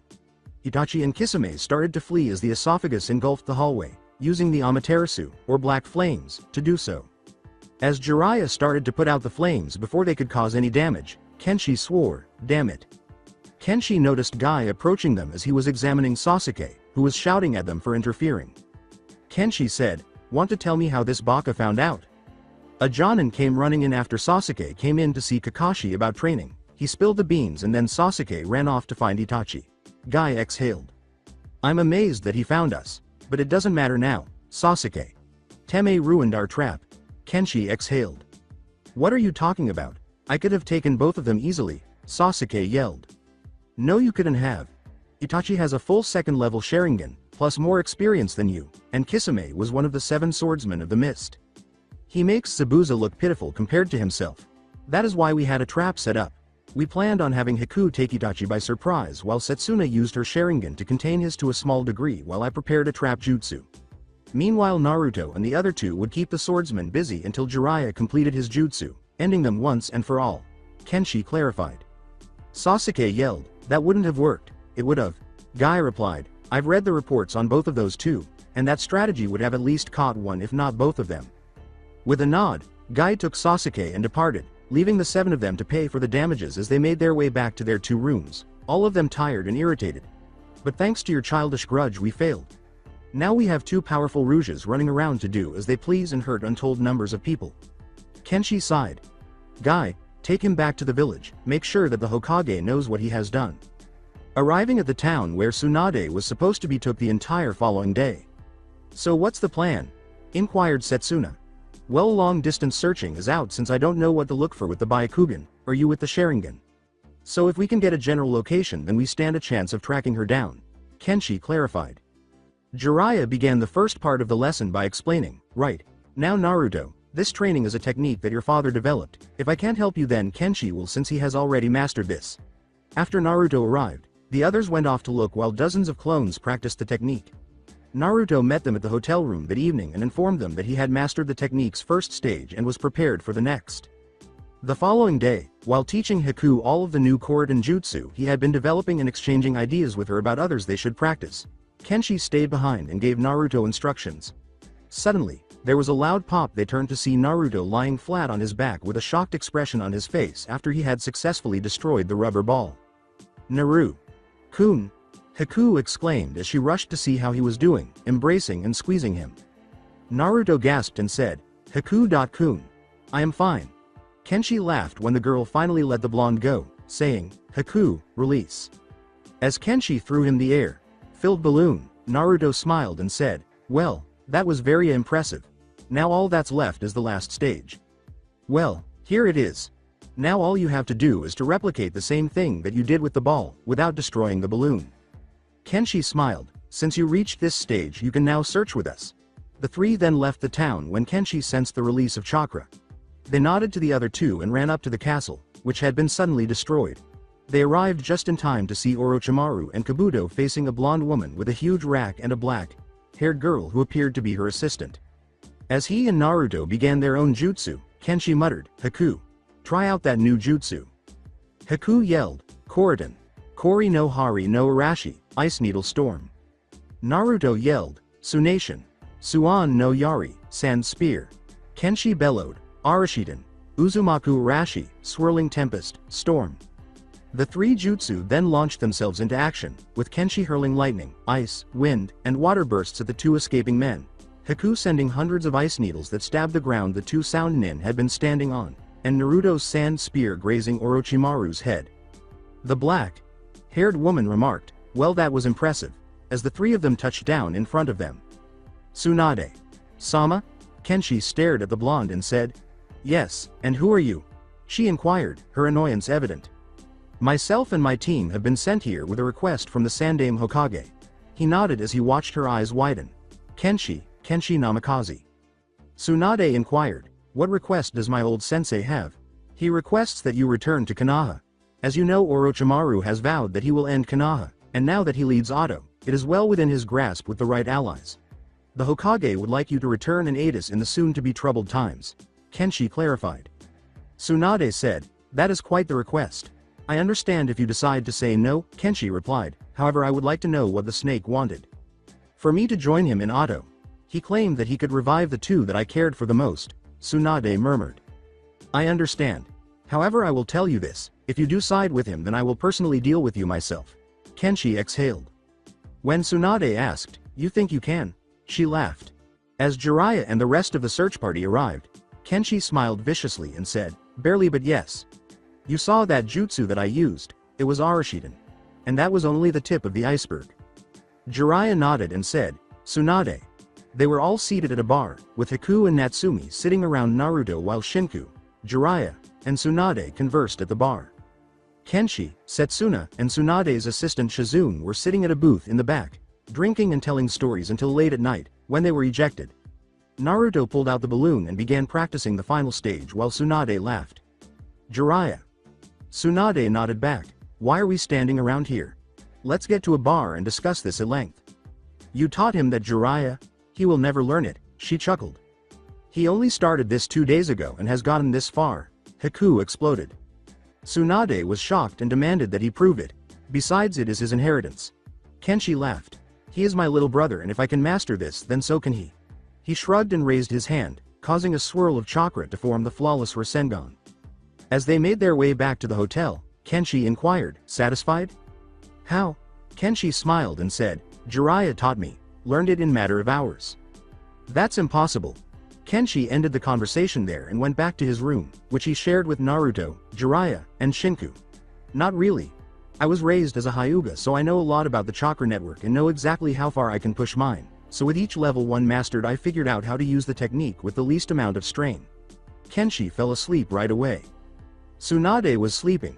Shizune was blushing at the things they were suggesting, and Haku and Natsumi were whispering plans about how to woo Naruto in the girls' room while Setsuna gave them advice or made other suggestions. She questioned, isn't that a little extreme? Haku answered, no. The medical nin turned red as the other two laughed. Haku has a marriage contract with Naruto, but Kenshi set up a 1-year dating only so she is trying to make sure that things work out for her, Setsuna explained. Though I am amazed you aren't joining in, given the way you were staring at Kenshi-kun. Natsumi smiled, it's okay. You can tell us. After saying, I will admit he is rather handsome, she stopped talking. Setsuna began to drool and answered, more than that, he is a walking god. Haku laughed and said, Setsuna, you're doing it again. Natsumi went on, that's not all is it? Well he does seem nice, and the fact he isn't scared of Tsunade. Sama is impressive. Kenshi isn't scared of anyone. He used to stare down S-class rouges and make them flinch, said Setsuna. Really? Did you ever hear about a person called the Shadow? Inquired Haku. Yes. Tsunade. Sama and I heard rumors about this person but we assumed it was just superstition. Natsumi sighed, not even close. After the Uchiha massacre Kenshi left the village and began a training journey, and soon began hunting down Rouge Shinobi. He was called the Shadow since no one ever saw him. He often donated most of the reward money that he received and the little he kept was only for travel expenses and repairs when necessary. Setsuna clarified. He spent years hunting down Rouges and establishing his information network. He even has spies in Auto now. Whispering, Shizune said, that is incredible. He is one strong shinobi, but Naru-kun will be stronger. Haku grinned. Setsuna sighed and said, I have to agree. Why do you say that? Naruto is strong but Kenshi seems stronger, Shizune responded.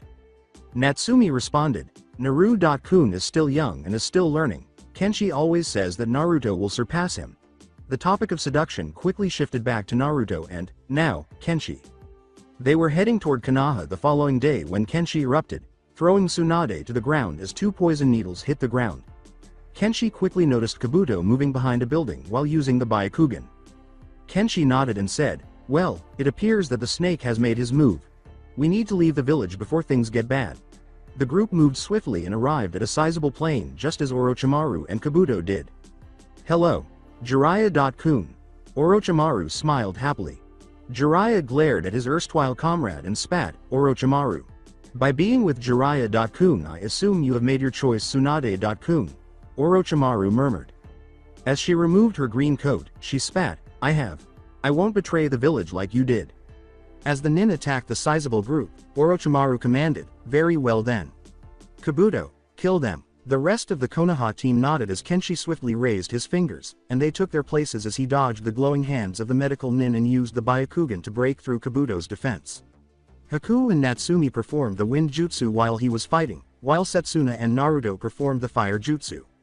Naruto and Setsuna said, "Kaden. Inferno shot." Haku and Natsumi answered, "Futon. Senpu Shadow, whirlwind shot." As the two jutsus collided with a thundering boom, Kenshi finished the escape jutsu and landed back close to Naruto before the two jutsus could make contact. They noticed that Kabuto was still standing after the smoke had subsided, albeit slightly burned. Naruto launched an attack after Kenshi nodded, forming 3 shadow clones, each of whom produced a Rasengan, and hurried the Auto Nin. 2 of the clones were destroyed as soon as Naruto approached, and the real one leapt behind him and smashed him in the back. The flawlessly executed Rasengan sent him crashing into a nearby boulder, knocking him out. They turned to see that the 3 Sannin had called forth their chief animal, which Kenshi interpreted as an order to flee. They watched from a safe distance as Jiraiya and Tsunade destroyed Orochimaru and his summons together. Orochimaru ran away after seizing Kabuto, saying that he would soon have the Sharingan at his disposal. Kenshi sighed, "Well, that's not good." Jiraiya sighed and said, "No, it means that he will be going after Sasuke soon." They traveled to Konoha, where they knew Orochimaru had traps waiting, with those sinister thoughts threatening to overshadow their triumph. That's it for today. I hope you guys enjoyed this great story. See you in the next one.